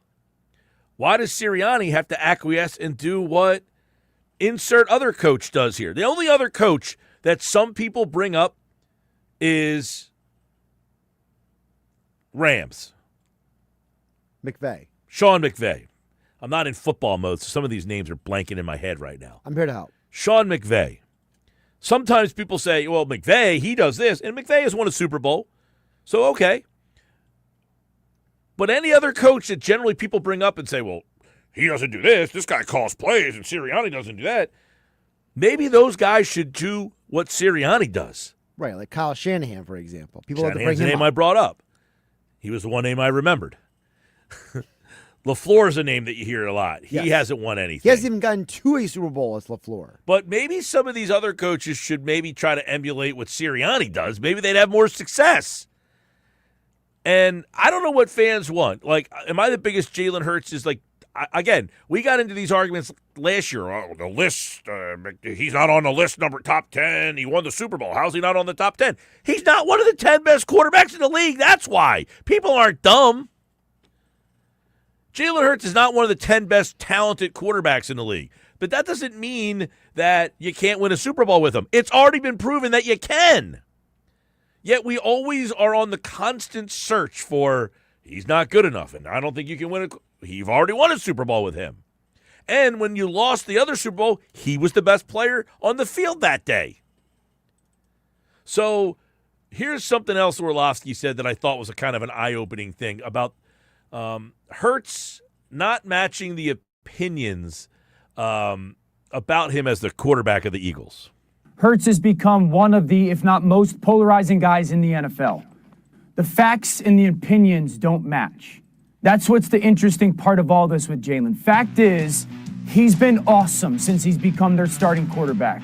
We're talking wins, which is what everyone gauges a quarterback, franchise or not. 62 of them. He's accounted for 185 touchdowns. However, how he gets the touchdowns, I don't care, people at home, whether you like it or not. And he's top 10 in passing yards. On top of that, he's gone to the Super Bowl twice, won MVP of the Super Bowl once, and likely would have if they won the other one. I mean, if you were to ask me, is Jalen Hurts one of the 10 best quarterbacks in the league, I would say no. But what's the difference? Who cares? Why do we have to have that caveat? Why can't it be, hey, listen, our team is really good. Hurts wins games, even though he's not one of the 10 best quarterbacks in the league. And I'm not even sure he's one of the 15 best quarterbacks in the league. But what's the difference? Who cares? Well, but that's part of the problem with what Orlovsky is saying, which is these people who are making these lists of who the best quarterbacks are, they're not factoring in the one element that we criticize quarterbacks the most for, winning.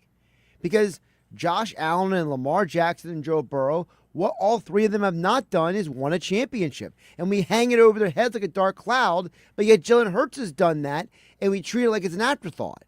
Well, I think it goes back to, what are you trying to accomplish as a sports fan?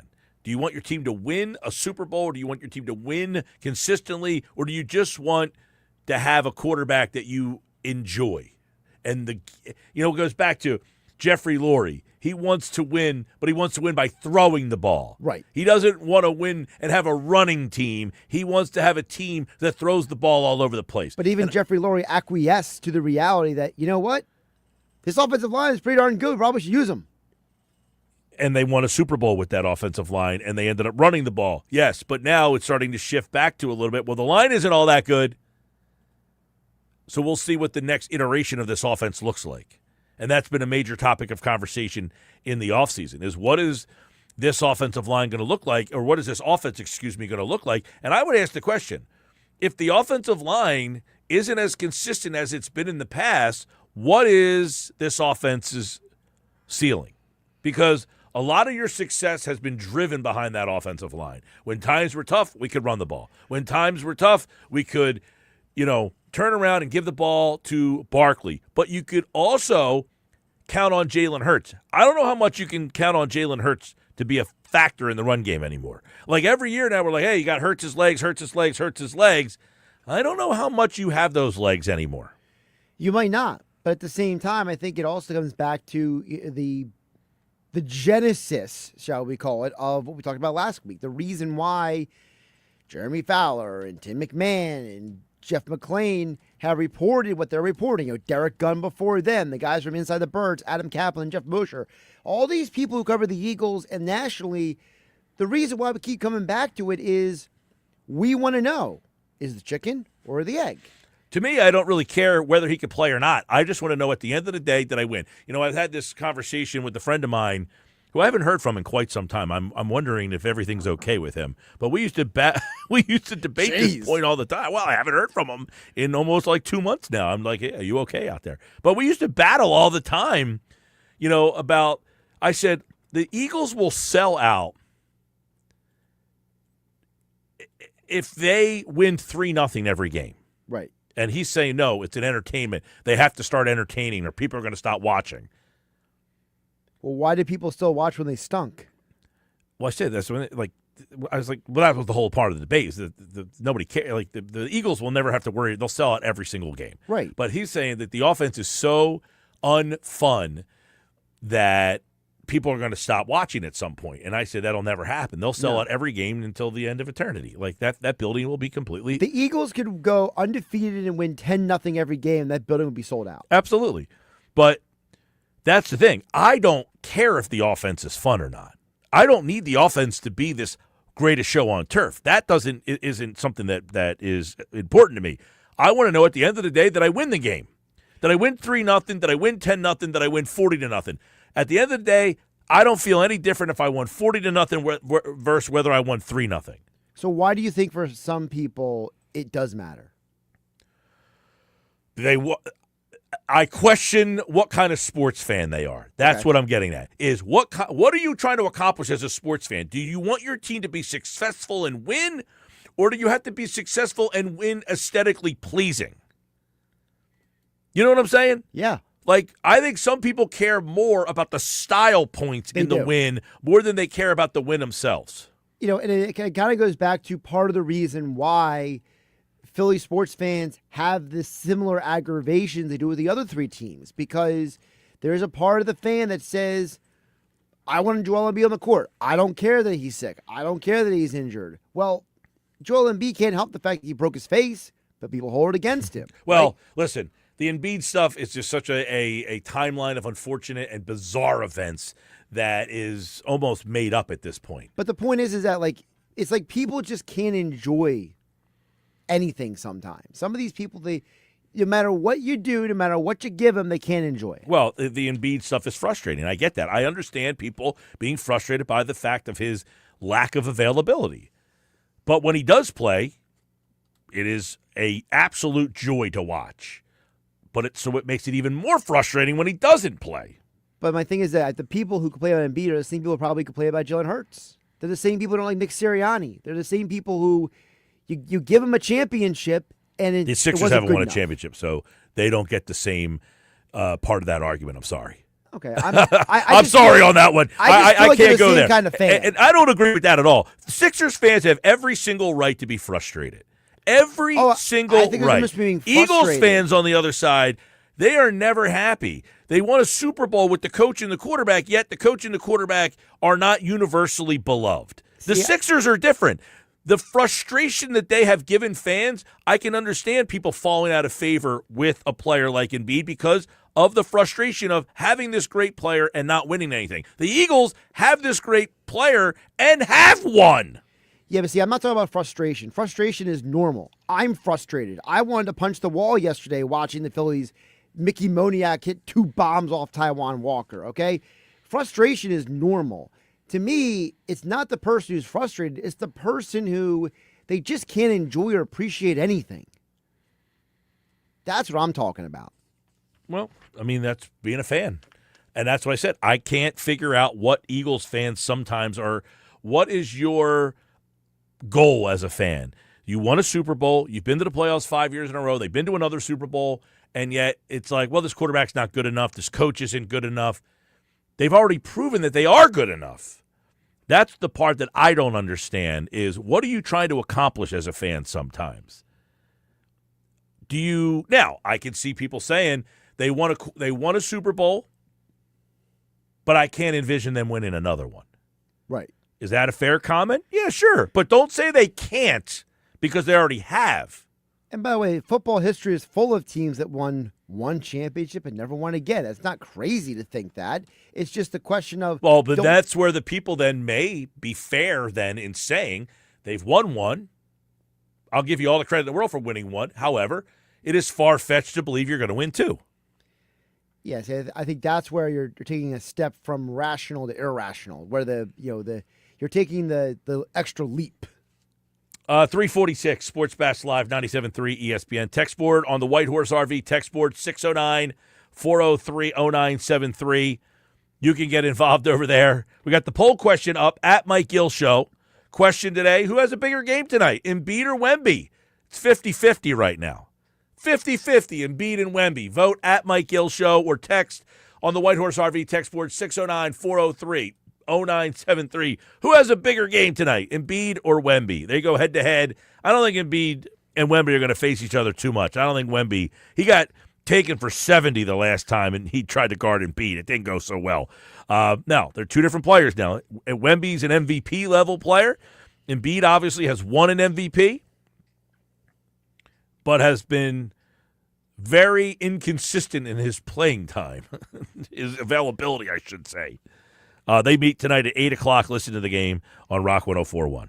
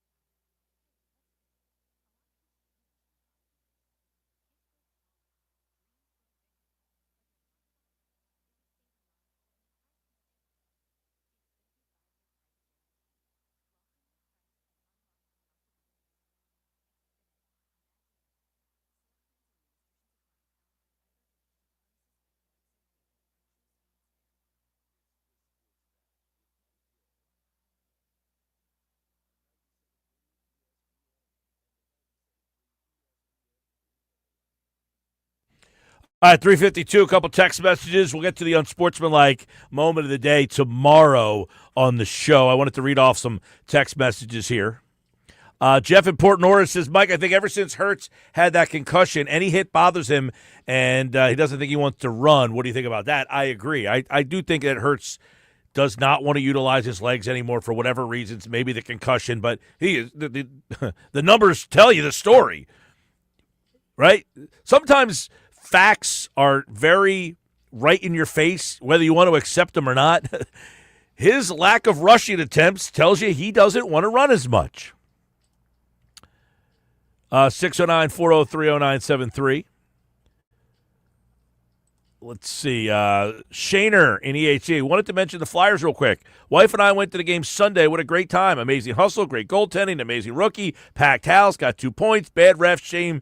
The refs in that game late. That one was a rough call. Playoff hopes are alive. If they make it, they are a first-round rollover or stand for a little run. You know, Shaner, in hockey, I'll never say you're a one and done. It's open for everybody. But I want to point out some of the things you said. Amazing hustle, great goaltending, amazing rookie. Think about the Flyers 3 weeks ago to now. Mortone. Now, this is something that would never happen in another, maybe baseball. You could draft a guy in baseball and call him up at the end of your. But this guy was playing in the national in the Final Four, Frozen Four. Like, can you imagine in the NBA if they had a draft and a guy from Michigan tonight played in the game tonight and then was playing in a game? It's kind of Mickey Mouse's, actually. It really shouldn't be allowed to happen. Martone was playing for Michigan State 2 weeks ago. But guess what? I'll take it. The awareness he had on the pass, the puck between his legs the other night, packed house, 2 points. Flyers are in the playoffs. Hopefully they can hold on to it. First time. It would be the first time the Flyers made the playoffs in 5 seasons. They have missed 5 straight seasons. We're hoping. Durso tonight at 5:30. Coming up, football at 4. Stick around.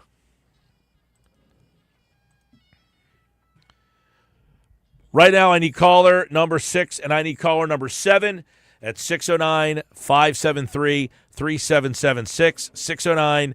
609-573-3776. Caller 6 and caller 7. You're entered for this year's Eagles Draft Party show. We're going to be live at the Balcony Bar at Ocean Casino Resort in Atlantic City, where one lucky winner will walk away with a pair of Club Box tickets for an Eagles home game this season. 609-573-3776. Caller 6 and caller 7, you must be present to win at our Eagles Draft Party at the Balcony Bar. Also, great giveaways. Stop on out. You can win an overnight stay to Ocean Casino Resort in Atlantic City. We got concert tickets. We got comedy shows. I actually have some of the concert tickets and comedy shows. I'll tell you more about them later on in the show. Caller 6 and caller 7, good luck.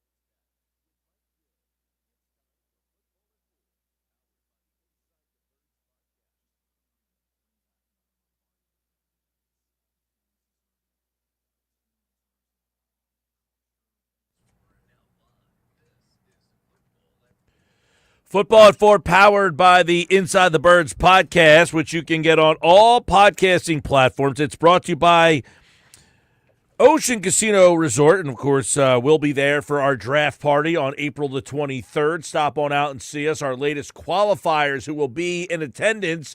We just had 2 more qualifiers join us for the draft party, so congratulations go out to our most recent qualifiers, the 3 o'clock hour, Brian in Egg Harbor Township and Michael in Brooklawn. In the 2 o'clock hour, it was Ryan in Middle Township and Chris in Galloway. And don't forget, you can get bonus chances to enter weekday mornings during Unsportsmanlike on 97.3 ESPN. Right now, it is Football at 4. Adam Kaplan is pinch hitting today for Jeff Mosher. And we got a little bit of draft conversation you're not going to want to miss with less than 3 weeks to go, Adam, until the NFL draft. What's going on, man? Yeah, 2 weeks from this Thursday. It's hard to believe. Yeah, so we're getting there. We're certainly getting there with 15 days left. So, yeah, so the subject of our show that's dropped this morning with Jeff and I was let's update the needs, the top needs for this draft. And remember, we've said this is our 9th year. It's always about the future for the draft. You're not really looking hard at this year. You're looking at future needs. So, look, some people, because I've looked at the YouTube comments, there are a lot of them that most of them are really on target. A lot of people want Lane Johnson's replacement to be that guy. I have no problem with that. Well, it's certainly a necessity, right? You don't know how much longer Lane is going to go. We're going to take a look at some of the needs for this draft for 2026. And, one spot that they certainly, I don't know that at 23 you're going to get a player that will help you or upgrade what you already have at edge, but that has got to be something on the list, right? So we have it number 1, but look, if you want to put up right tackle to get Lane Johnson's replacement, no problem. If you want to get your corner up there because they don't have a starter past this season opposite Quinyon Mitchell. Safety, we totally get that. They need a safety to play to start for the future next to Makuba. I get that. But the Eagles told you what they thought of that edge position. They were willing to pay Jalen Phillips handsomely. So they already gave you the answers to the test. You don't need to guess. They told you. They wanted him back. They were paying big time. So they told you it was a major need for the future. Well, unfortunately, he signed with Carolina. So it's Dolan Smith, it's Jalen Son, it's Tryon Shoyinka, and Ebiketie. After this season, Mike, technically only one of those guys is under contract. So they're telling you, Mike, that it's a major need for the future.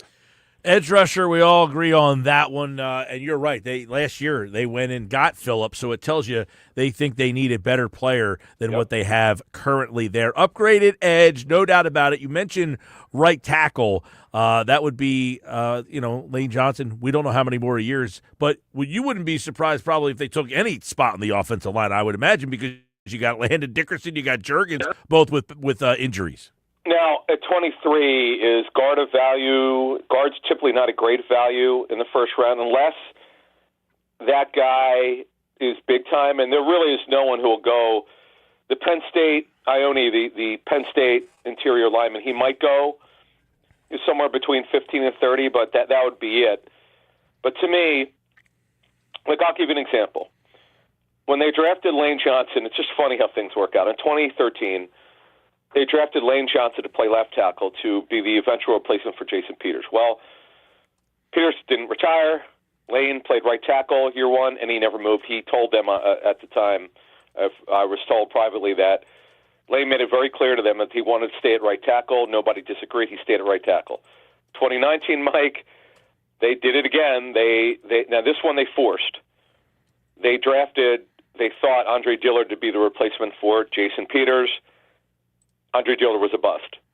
They forced it. This is the COVID situation. They didn't have great information, but they framed it. That was the term I came up. They kind of choreographed what they were going to do. You never force a pick where you're like, we have to get this. Like, when you do that, more often than not, you're going to miss, and that's what happened there. So, to me, if they take Lane Johnson's replacement at 23, smart pick. You just hope it works out for the long term. So, obviously, Lane Johnson, right tackle spot would be there. The tight end position, they did bring Goddard back, but would that be a spot at 23 that would be a top need for this draft? Well, you don't have to do it at 23, but Mike, you'd like to get his replacement. Now, again, this is yet another position where it's completely barren after the season. Got her back on a 1-year deal. Calcaterra on a 1-year deal. Johnny Munn on a 1-year deal. He's a wide tight end, inline tight end. Cam Latu on the second year. He's on the final year of his deal. Stone Smart on a 1-year deal. E.J. Jenkins re-signed. He's signed for 2 years, but he doesn't factor in. He's not part of the rotation. He has to earn his way. He most likely will be a practice squad player. And Jaheim Bell is an undersized move tight end. He's a very long shot to make it. So, Mike, they have nothing past this season at the tight end position. That's for sure. If they don't address it at 23, the only guy you would address it with, the only one would consider is Kenyon Sadiq. No one will go close to that position at tight end, Mike. But as far as the being a good player to take there, yes, it's not a value position tight end, Mike. Definitely is not. It's 7th or 8th on a value board for clubs, but it's Kenyon Sadiq and everyone else for this draft. Though it's a deep draft, you can wait. He's so much better than the other tight ends in this draft. I will ask this question, Adam. Is that evolving? I mean, we've seen guys like Bowers, and Sure. There's a lot of tight ends that have gone in the first round recently here. Yeah, but with Bowers, okay. Warren, TJ Warren. Right, Warren, yep. Warren, big time tight end, middle of the first round. No doubt. But you got to be an absolute stud. Warren is a stud. Like, he's going to be really good. When T.J. Hawkinson went in the first round for Detroit, they later, some years down the road, they traded. Chicago took a guy in the first round last year too, right? Yep. No, very good point, Mike. But Colston Loveland, yes, really big. Now he's more of an athletic tight end, not much of a blocker. He's an okay blocker. But the thing is, though, Mike, there's no, like, you saw how many went in the first round last year. We don't have that. But the depth of it, there are probably 12 to 15 tight ends that will wind up starting in the National Football League over the next 4 to 5 years that were drafted. That'll be selected in this draft. That's pretty good. Yes. So we'll go to another position where the Eagles have taken in recent years here. They actually took two a couple of years ago, one in the first round, one in the second round, and that is a corner. They did sign Woolen. Would that prevent them from thinking about a corner at 23 this year? No, one doesn't have to do with the other. Woolen's on a 1-year deal. So had Woolen signed more than 1-year deal, different story. Now, that doesn't mean that Howie Roseman might keep it to himself and say, you know what, we're paying this guy $12 million for a season. We don't want this to be a 1-year relationship. We think we can get him play with better discipline. Led the Seahawks in defensive penalties last season. That's embarrassing. You don't want that to happen. But Mike, we talked about Woolen before. He's a guy who's very, very talented, great size, unbelievable size for the cornerback position, just under 6'4". But there's a reason why the Seahawks didn't bring him back. Multiple reasons. It wasn't just that they couldn't pay everybody. He was an undisciplined player. I told you more than once. They tried to trade him at the trade deadline. Nobody took him. So, and remember, Mike, DeJean would have taken care of this. We wouldn't even be talking about this, but they moved him from corner to nickel. As Vic Fangio said, I don't know how many times, nickel is not a cornerback. He is not. Nickel is nickel. Now, he does play, at least he has played, corner and base, but only about 10 plays per game.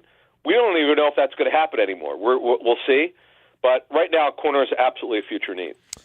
And then there's safety, which they've lost Reed Blankenship. They did draft Makuba last year in the second round. They have Marcus Epps here, and, not a whole heck else at that safety position. So is safety a first-round value position? It hasn't really been for this team, right? No, I don't see it. Later, Caleb Downs is highly unlikely to make it to 23.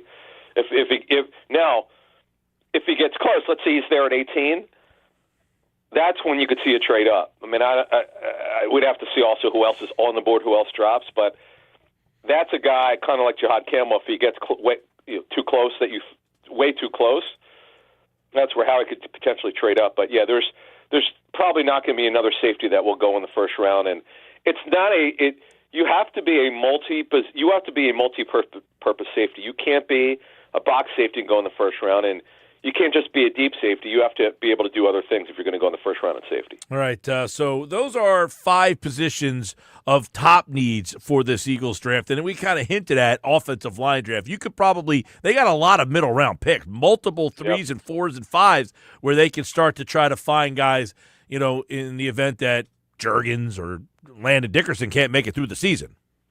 Which could happen, Mike, unfortunately. And the other thing is they broke down physically so badly. Yes, they brought Fred Johnson back on yet another one-year deal. Cam Williams played one game, very intriguing game, not perfect. He had some plays he'd like to have back, but overall it was a good game against Washington. But overall, they just have poor depth in the offensive line. And Miles Hinton didn't wind up playing last season, who was their last pick, the sixth rounder out of Michigan. And Holland Pierce is developmental tackle who's got unbelievable measurables, but that's it. He's got a major project, has got major challenges with technique. Willie Lampkin is too small. He's under 5'11", but is intriguing. He was an undrafted free agent who the Eagles claimed off waivers. Didn't wind up playing last season. They just need, Mike, they missed on Trevor Keegan, who was a fifth-rounder a couple years ago, who was claimed off waivers by the Cowboys. That miss hurt them, Mike. They don't have that Jack Driscoll. So on your point, I totally agree. That is definitely a need, a developmental backup interior offensive lineman. And they have Drew Kendall, who probably is not a guard at this level, more of a center, though they may cross-train him as they did in training camp. So, Mike, they got to develop these young players. That's something that has got to be done for the future. Yeah, and keep in mind, every time you used to take a lineman in the past, it was just kind of like, well, Stoutland will work with them. That's out the window now, right? Mike, that is a great point. That is the secret sauce of the Stoutland experience. Do you remember Chip Kelly, for all of his problems, one of the best hires in Eagles history? He hired him in 2013. Yeah. Comes from the University of Alabama. Dave Phipp he brought in was a great move, and some others. And Chris Cooper was not brought back by Minnesota. That does worry me. He does not have a big developmental list of players on his resume. Mike, that's something we're going to have to look at. That is going to be a big deal for Chris Cooper and his future with the Eagles, is how he develops these young players. All right, that certainly will be a story. The draft is less than 3 weeks away, and that will be fun. We'll be live at Ocean Casino Resort in Atlantic City at the Balcony Bar, and, of course, the Inside the Birds podcast. They have plenty of stuff on the podcast at InsideTheBirds.com leading you up to the NFL draft. Thanks, Adam. Thank you. All right, Adam Kaplan in for Jeff today on today's Football at 4 on the Sports Bash Live on 97.3 ESPN. And, of course, one thing on that. So we talked about this last week a little bit. A.J. Brown, there was a report over the weekend from Mike Sando over at The Athletic, who basically, nothing crazy here, but several anonymous NFL executives believe A.J. Brown will be traded to the Patriots in June. This goes back to what I talked about before. Does this make the Eagles better if they trade A.J. Brown after the draft and don't get a player for him this year? What if the Patriots on draft night draft a player that maybe the Eagles tell them, hey, draft this guy if he's still on the board, and maybe we can do something there? Is that a scenario you can see happening? Or is that a far-fetched scenario? Where the Patriots draft 31st, I guess they're drafting. And let's say there's somebody on the board at 31, and the Eagles say, hey, guys, why don't you take him? We'll take him and a third-round pick next year. So that's how you get your player in this year. Because I continue to wonder how you could trade A.J. Brown after the draft and not get a player in return that will help your team this year. Well, I think it goes back to how do the Eagles view their offense under Sean Mannion, right? Like, does Mannion walk in and say, hey, look, we can run this offense with or without A.J. Brown? Or does he say, hey, if you're moving on from A.J. Brown, I need a specific player to fill that void? Yeah, but after the draft, I would find it very difficult to be able to find that type of player. Now, unless that player's on the board draft night, at 31 when the Patriots pick, and you can get on the phone and say, hey, listen, take that guy. We would be interested in him. But it's difficult because you would have to have the deal consummated that night. Yeah, and that's where Adam Schefter, he would talk about a couple of weeks ago where he says you really can't do that. The league would frown very much on that kind of like agreed upon. Absolutely. So I think that's where you can't do that. But I just go back to, I know A.J. Brown's one of the best wide receivers in the NFL. We all agree on that, right? A.J. Brown, yes. But do you need A.J. Brown to win a championship? No, I mean, you don't have to, but I would say ask this question. Do the Eagles on April 6th think they are a legitimate Super Bowl contender? I would hope so, considering where the roster is built. Okay. Are they the same level of Super Bowl contender if they don't have A.J. Brown and get nothing in return? Maybe not. Like right now, let's look at the Super Bowl odds, okay? Okay. So are they a legitimate Super Bowl contender? Well, according to, let's see what the odds are right now for Super Bowl for the Eagles. They are, let's see, futures. There we go. All right. To win the Super Bowl, right now, the Eagles are 1, 2, 3, 4, 5, 6, 7, 8, 9th. So they are plus 1,700 to win the Super Bowl. If you took A.J. Brown off the team and didn't replace him with anything, you just got a first-round pick and a third-round pick in next year's draft, would they stay at plus 1,700? No. So they would probably drop to probably like 2,200. It goes back to my question. How do the Eagles go into the season thinking they're a legitimate Super Bowl contender, trade a player away, and get nothing to help the 2026 team out? Yeah, I get it. You're getting a first-round pick to help the 2027 team out. But are you telling me that Howie Roseman and Jeffrey Lurie are going to punt on a season in which they have Jalen Hurts signed to the contract they do? You can't do that. You can't do it the way you're describing it. But I think maybe they look at it differently. Do they maybe instead look at it as we are gaining something by letting go a guy who's been a problem in our locker room? Are we gaining maybe more a cohesive unit because we move on from someone who doesn't want to be a part of what we're doing? Well, so you're saying the old addition by subtraction. Yes. And that would go to the notion that AJ is such a problem in the locker room that they have to move on from him. Correct. It's not. Because the Eagles It's never come out and say that plausible. overtly because they want to keep his trade value high. Yeah, it's plausible, but I don't know that. Like, we have never heard A.J. Brown come out and say, I don't want to be here. I don't like this player. I don't like that player. He has just hinted that we need to be better. But A.J. Brown has also been the guy who we've heard in many reports saying that it's not that A.J. Brown doesn't want to be here. The A.J. Brown is just kind of indifferent. Right. So that would be my point, is that I don't know that he's a addition by subtraction type of player. There's been no evidence that people don't like him. When we asked Cooper DeJean and Reed Blankenship and what's his name, the linebacker who left, Nakobe Dean. Well, the problem is they're all defensive players. They are, absolutely, but they're in that locker room, and all of them said, love AJ. He's my guy. I mean, it's a little weird that every person who's complimented A.J. Brown and Jalen Hurts are all defensive players. I don't think we've heard any offensive players be asked about it on the record. I mean, I just happened to not have them on at the Super Bowl. I couldn't ask those players.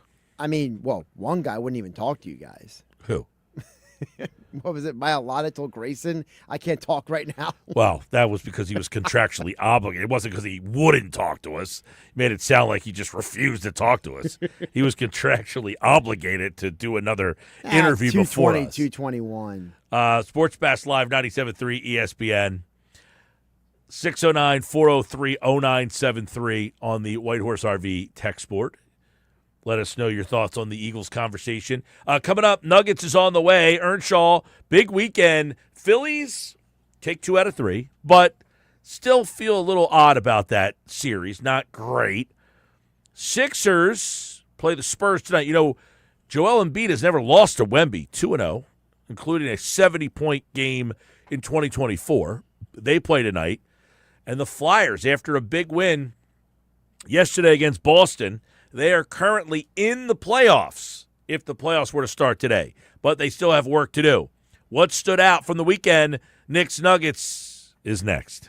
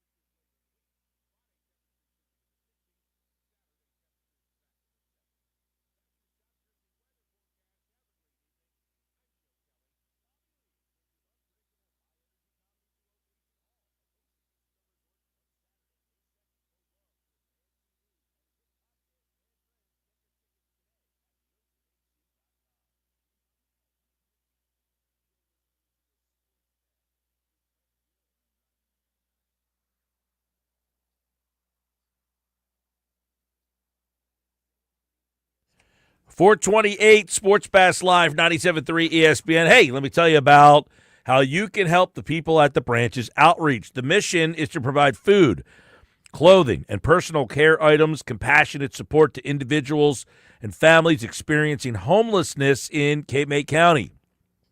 In the past year, the Branches Outreach has welcomed over 10,000 guests into the Outreach Center and served more than 12,000 warm meals for those in need.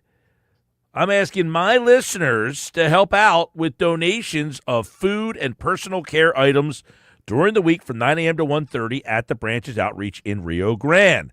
You can follow them on Facebook at the Branches Outreach or visit them online at thebranchesoutreach.org to learn more about the Branches Outreach. And yes, you guys can help out big time, accepting donations each and every day during the week. Food and personal care items, 9 a.m. to 1:30. I am Mike Gill. This is the Sports Bash. Watch and subscribe. The Sports Bash is live on the 97.3 ESPN YouTube channel every day. You can watch the show on our YouTube channel. Just go to youtube.com and search 973 ESPN. Who wins the battle of the bigs tonight?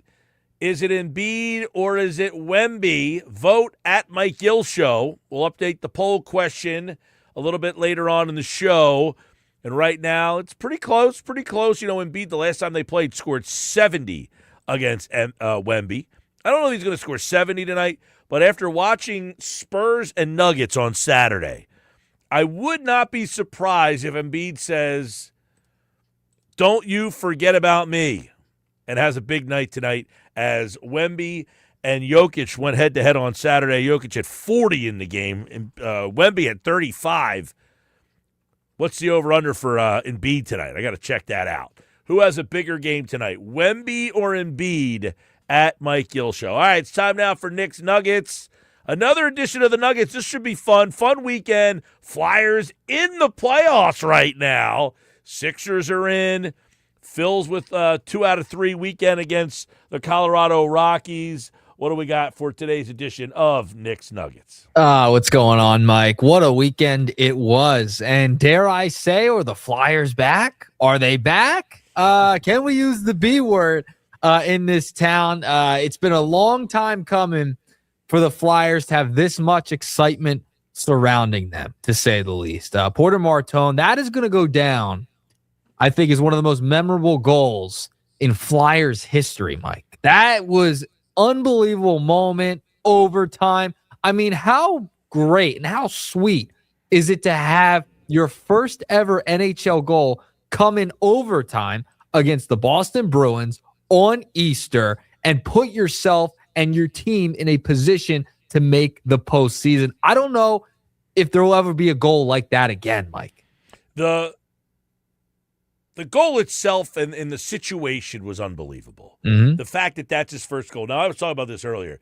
The fact that he is even allowed to play is Mickey Mouse to me. What kind of league is this? The guy's playing, like, that's like if you were watching the national championship tonight and just handpicked one of the Michigan or UConn players and said, "Hey, we got a week left in our season. You want to come help us out?" Like, what kind of rules are these? Well, they do that they could do that in baseball, theoretically. I said they could do it in baseball, but it's kind of weird. Like, this guy's playing in the College Frozen Four 2 weeks ago, and now he scores the overtime winner to help you make a playoff berth. I was like, I mean, when you think about it, it is a little weird, but you're right. I mean, the assist on the pass that he gets between the legs, the fact that he has the ability to have that little intuition to make that little, to Dvorak, that was an unbelievable intuition type of play. And then for him to bury that shot in overtime, it's given this team an infusion of youth and some life. You got Forrester back. You got that. There's no doubt about it that the area is starting to get flyered up. But they got to finish the mission. Yeah, there's a few games left. They're not in yet. They're not in quite yet. But listen, they're in a good spot, to say the least, as we wind down the season here. Now, I want to bring this up for nugget number one. And we might get some flack on the text board from Flyers fans. Who knows? The this is I've noticed on social media from some people. The idea of gatekeeping, okay? This is where I'm having a problem because this is something that people toyed with in 2022 when the Phillies got back rolling again, right? And limped into the playoffs. They got into the wild card and then went on that run. And this kind of happened a little bit, but it's definitely happening on the Flyers side. Some people were trying to prevent it, but others not so much. There is this idea that because you may not have been all the way in on the Flyers early on in the season, or you haven't watched a ton of hockey throughout the season, etc., that you can't get on board. You can't join the fun if the Flyers are going on a run. I don't think that's right because people were trying to do that with the Phillies in 2022. I think you should want the entire city on board because they have not been relevant for a long time. Now, Josh, you, myself, Billy, the whole crew 97.3, we've paid attention to this team for a while now, especially throughout this season. And I think there is a faction of the Flyer fan base that is upset that other people are now jumping on board towards the end. I don't think that's right. I think that the Flyer fans should welcome all of the newer fans to some really good hockey as we've come down the stretch here.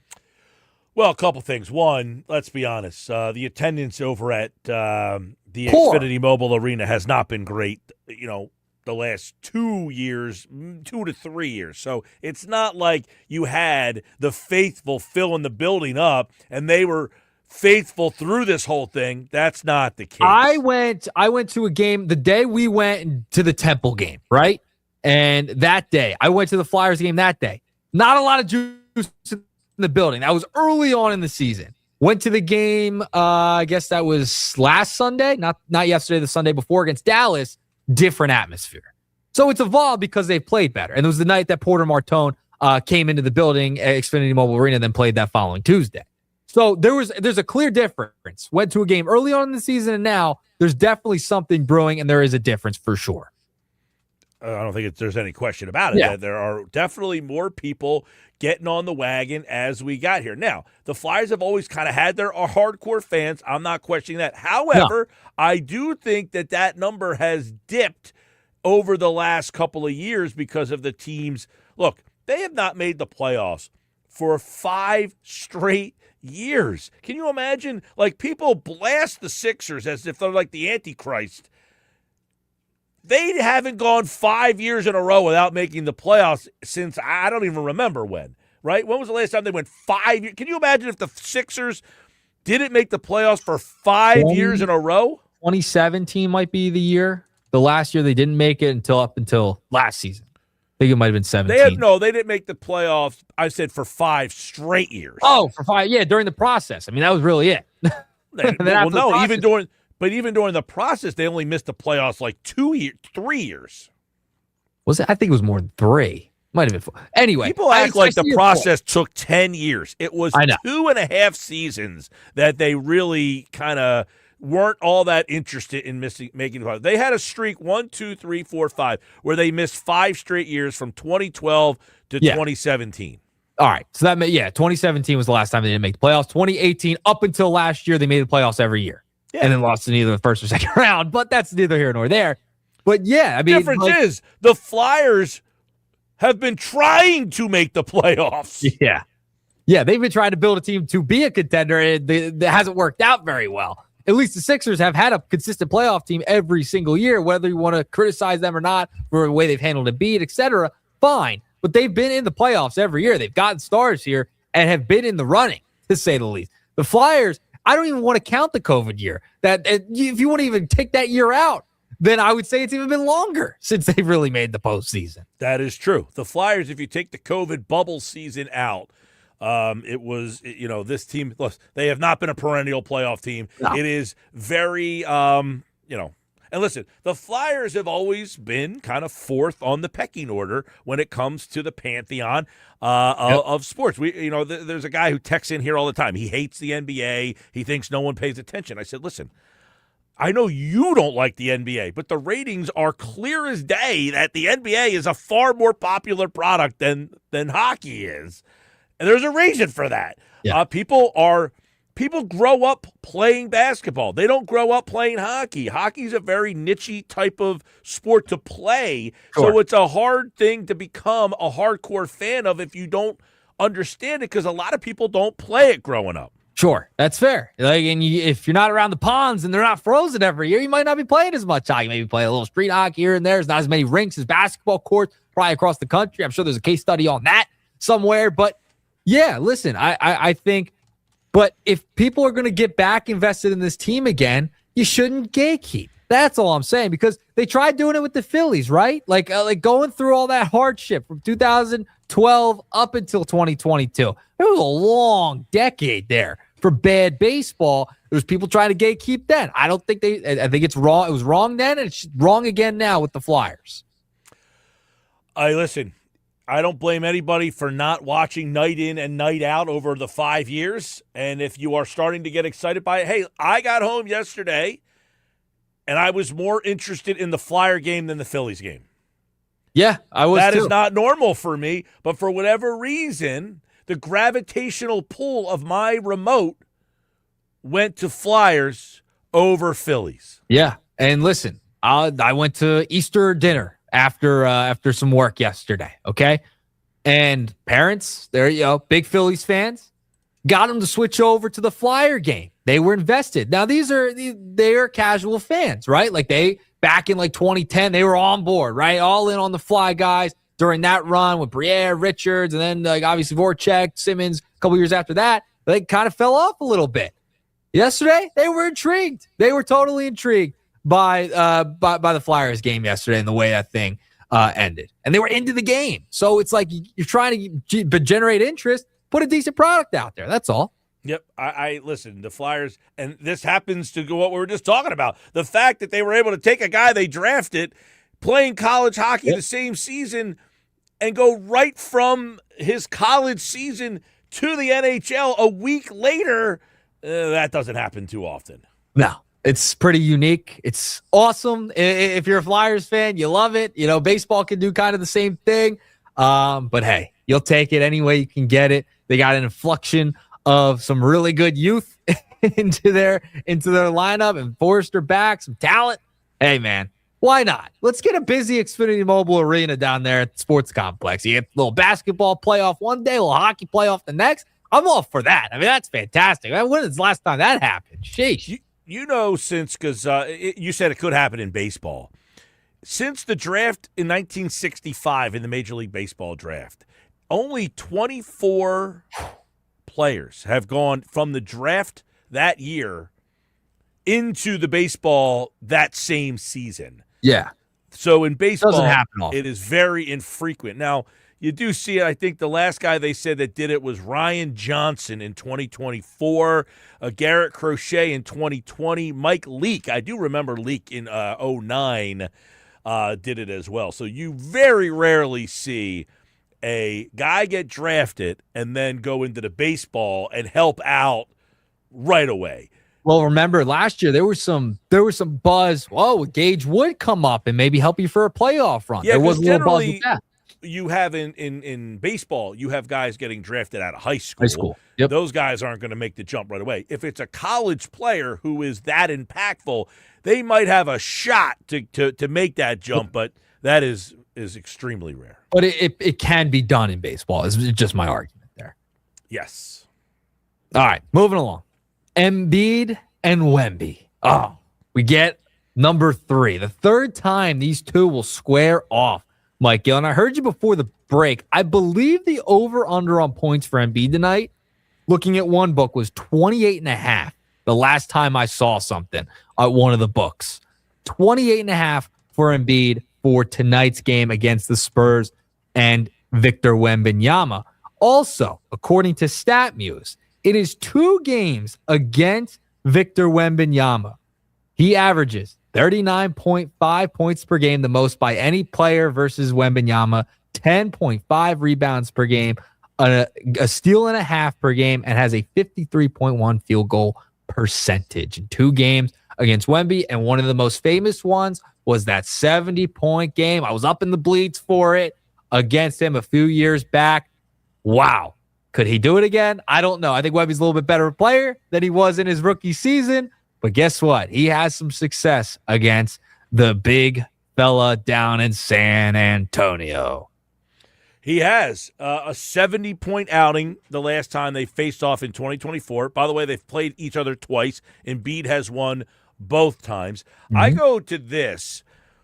Saturday, if you watch Denver and San Antonio, that was an afternoon Amazon Prime game. So I don't know how many people were locked in on that, but that was the game of the year. Back and forth they went. Wemby for 35, Jokic for 40. Jokic almost had a triple-double in the game. Wemby had a double-double. I think Embiid was sitting on his couch watching that and saying, these guys are all over my social media feed. Guess what? I might have to dust myself off for another 70 burger. I wouldn't be surprised if Embiid took Wemby's lunch money tonight and said, yo, young fella, put on some weight. You can't defend me. I think Embiid has a monster game tonight. Wow. From all the stuff this week, he's sick. He can't play. They're not letting me play. Go talk to Morey. And he's going to say, you don't think I could have played on Saturday after I just put a 50 burger up against the MVP of the league? There you go. Wow. That's my expository on this game tonight. Does he come in striking distance of Bam Adebayo? No, he's not having that kind of game. I wouldn't be surprised. You're getting a little excited now. I wasn't sure. You going Bam? Like 83? Are we going back to 70? Like, is he going to have to put the number on a piece of paper and take a picture? Is that what's going to happen? No, I think you will see him have a big game. 35, 38, an Embiid game. The guy rolls out of bed, puts on his shoes, and scores 30. So, I wouldn't be surprised. Look, if it's not Wemby defending him, right? I mean, because Wemby won't defend him. He won't defend him one-on-one. There's no way. He'll get destroyed. Last time Wemby defended him, he gave up 70. He just can't defend. He's not going to be able to defend Embiid. It's just the size. His height will alter stuff, but he'll back his ass. He won't be able to handle him. I know. That being said, if you don't have Wemby defending him, they don't have, Cornette, like they got guys like that, but that's a tough matchup for Cornette. So that's why the Spurs don't have a big man to hang with Embiid. So I think Embiid has a big game tonight. And I say he goes for 40 tonight, Mike. That'll be my prediction. Slam the over. He goes for 40. What was it, over under 28.5, you said? That's what I saw at one of the books. Yeah, 28.5 was the last thing I saw. I'd hit the over, too. That being said, keep this in mind. I talked about this earlier. San Antonio is pretty much locked into the 2 seed. Mm-hmm. They essentially cannot catch Oklahoma City. So I don't know how much they really need to play their guys tonight. And they kind of, for people who don't watch a lot of NBA or San Antonio, they don't play Wembanyama like, he plays less than 30 minutes a game. And I don't know if they're going to be playing him 30, 35 minutes in a game at this stage of the season against Joel Embiid. I think they might want to not expose him to something like that. So I wouldn't be surprised if Embiid has a big game tonight. Yeah, I think he will. And remember, the Sixers are locked into the 6th seed at the moment because the Toronto Raptors lost to the Boston Celtics. So there was one Boston team you were actually rooting for yesterday, and the Celtics got the job done and took care of business against the Raptors, which actually helped the Sixers yesterday. Now, that being said, I wouldn't be surprised if Wemby has a big night as well. Yeah. It's going to be a fun one. I hope it's like really close. You get everybody very, very much healthy other than Campaign now, who is going to be out for a few games. He's going to be reevaluated in 2 weeks, I believe. So real quick, by the way, so you got Spurs, Sixers, 8 o'clock, Phil's 9:45. So you're going to get a little Sixers right into Phil's tonight. I think the Sixers have the TV for all night. The Phillies will be relegated to the laptop or the phone. Yep. That's how it should go. All right. Final nugget. I don't know if you saw this, Mike. I know you're familiar with the aggregators on social media who put out some nonsense a lot. And they put out this picture of an old picture of Zach Ertz. And a water boy, so quote unquote, squirting water on his face during a game. I believe it was in Tampa.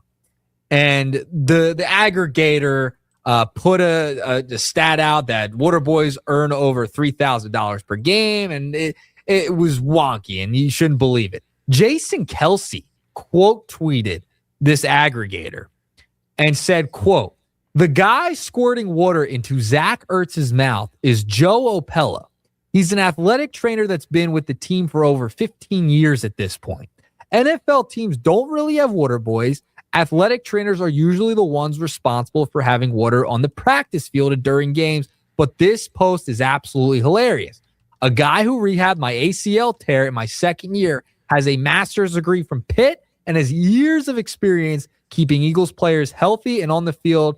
Being called water boy is crazy, and I'm already giving him bleep for it, but good Lord, this post is so wildly misleading. Either way, thought I'd clear the air that the people with water bottles during games actually serve much bigger roles on NFL teams. This isn't your water boy movie with Adam Sandler, Mike Gill. I mean, these guys are the integral parts of the team here. Well, that's like the Bat Boy guy, right? The guy who's like a grown man wearing a uniform, right? He makes a nice little living with that.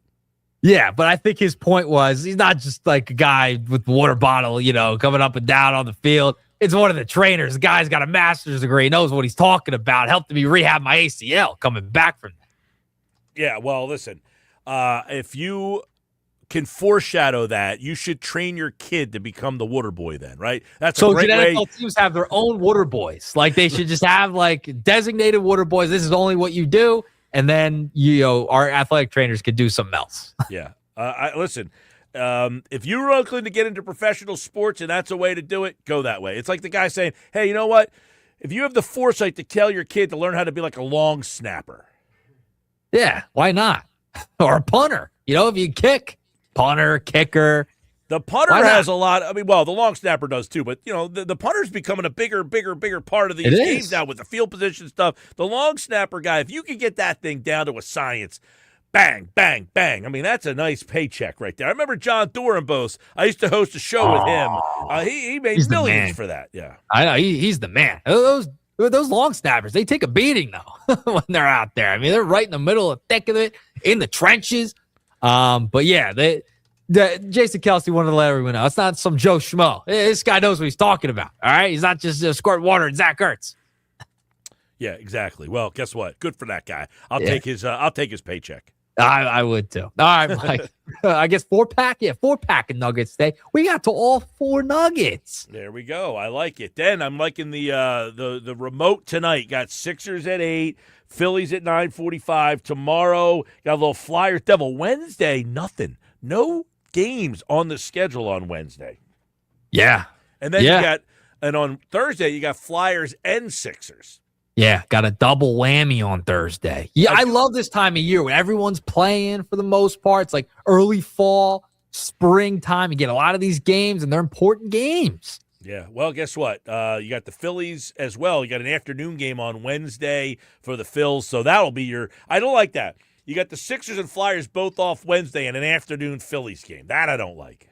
Yeah, I would like the Phillies at night. That's a San Francisco game, I'm assuming, right? Yeah, 3-something in the afternoon tonight at a little 9:45. It is Andrew Painter night, though. It is. Yeah, it is. All right. There you go, Mike. There we go. There's the Nuggets. Good stuff. Later. All right, we'll talk to you tomorrow, man. Sports Bash Live, 97.3 ESPN, the 97.3 ESPN free mobile app. And, of course, you can watch the show live on the 97.3 ESPN YouTube channel. We appreciate everybody watching the show on YouTube on the 97.3 ESPN YouTube channel. I'm Mike Gill. Coming up, Kevin Durso on the Flyers. They are now in the playoffs. We talked to him Friday, and the math didn't look good. Well, they are now currently in. What does the math look like moving forward for them? We'll discuss with Kevin Durso tonight at 5:30 on the Sports Bash Live on 97.3 ESPN.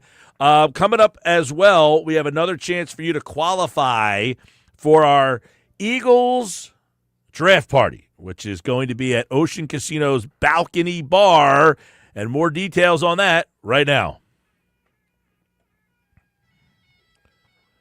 Caller 6 and 7, jump on the lines. 609 573 3776. Caller 6 and 7, right now, jump on the lines. And you are entered for this year's draft party. One lucky winner will win a pair of tickets, club box seats, Lincoln Financial Field for a home game this season at the Link. You must be present to win at our draft party at the Balcony Bar at Ocean Casino Resort in Atlantic City. We're going to be giving away a pair of tickets, plus one lucky winner will win an overnight stay at Ocean Casino Resort. We'll give away concert tickets, comedy shows, gift cards, and more. Our Eagles draft party, you must be present if you are caller 6 and 7 right now at 609 573 3776. Good luck.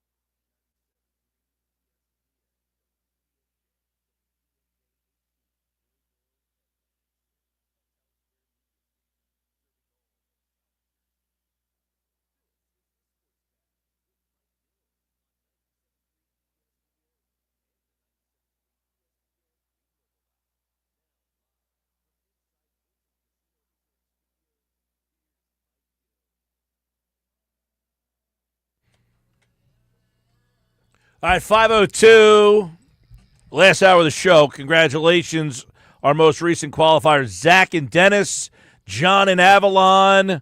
We'll see you guys at the Balcony Bar, Ocean Casino Resort Draft Party, April 23rd. That's when we'll be there. Open to everybody. Come on out and see the Sports Bash live for the draft party. We got all sorts of prizes. We're going to be doing that at the Balcony Bar, Ocean Casino Resort in Atlantic City. It's a great time. We always have fun at Ocean Casino. We certainly want you guys out there, and we look forward to seeing you guys, as always, when we do the draft party. Now, the Balcony Bar, we've never been there before. That's cool. Overlooking the sports book, up those stairs. You come on up. We'll have a whole party up there, food, drinks, all sorts of specials for the whole day. Giving away a pair of tickets, club box seats to go see the Eagles play at Lincoln Financial Field. And we got overnight stay, concert tickets, comedy shows, all sorts of stuff. All right. What else we got? I don't think the Phillies lineup is out yet. They have a 9:45 game, so it would be probably after we're done tonight that the Phillies lineup is out. That being said, I would not be surprised if you saw a couple little tweaks to the lineup. Obviously not Trey Turner, Schwarber, Harper, those tweaks. I'm talking about possibly getting some guys who haven't got a game yet, like a Dylan Moore, the right-handers, Kemp. Now, the lefty, the Giants have a lefty pitching tomorrow. Robbie Ray pitches tomorrow. So maybe you see the Phillies hold off, but I wouldn't be surprised because Bohm tonight, Bohm's a guy, he's 1 for 11 in his career against the pitcher tonight. So maybe he sits tonight, and that gives a guy like Kemp or Sosa 2 days in a row to play, because I would imagine tomorrow Sosa will play for Stott and Kemp will play for Marsh, most likely. Now, the last time there was a lefty, they played Marsh in center and they sat Crawford. I don't think they'll do that, but I could be wrong. But I wouldn't be surprised tonight. Let me bring out my buddy over at Phillies Tailgate. He has all the numbers for the hitters against tonight's pitcher, Adrian Hauser, excuse me. So the Phillies hitters against Hauser, Schwarber is 4 for 15 with a homer. Real Muto 3 for 11 with a homer. Stott is 2 for 3 with a homer. Bohm is 1 for 11. Now Sosa's 0 for 6. So maybe Sosa doesn't play tonight, but maybe Kemp plays third base tonight. Or maybe Dylan Moore. Dylan Moore has not started a game yet. So maybe this is a way to get him a day into the the lineup and give Bohm, a guy who's 1 for 11, against the pitcher tonight, a day off. That could be possible. I don't know. I mean, the Phillies have kind of been pretty consistent with their lineup. They have rolled the same lineup out there against righties the whole season for the most part. Now, yesterday, the only guy that wasn't in the lineup was Realmuto, and Marchand was in the lineup. You know that's not going to happen tonight. They're going to start Marchand 2 days in a row. But I would imagine that everybody will pretty much be in their normal spots in the order tonight. The pitching matchup is Painter against Hauser tonight. Now, Painter obviously pitched fantastic in his first game, and he will now have he keeps getting put in these tough spots, though, where he has to keep following Walker. Now, I say keep, he's been one time. But if Walker keeps putting him in these positions where now, give Walker some credit. He does make it to the fifth inning, but the team gets down in these games, and then basically the offense being lifeless, you need a big pitching performance out of Painter, and you got that in his first game. I wouldn't expect anything different, but hey, he's got to go on the road to San Francisco.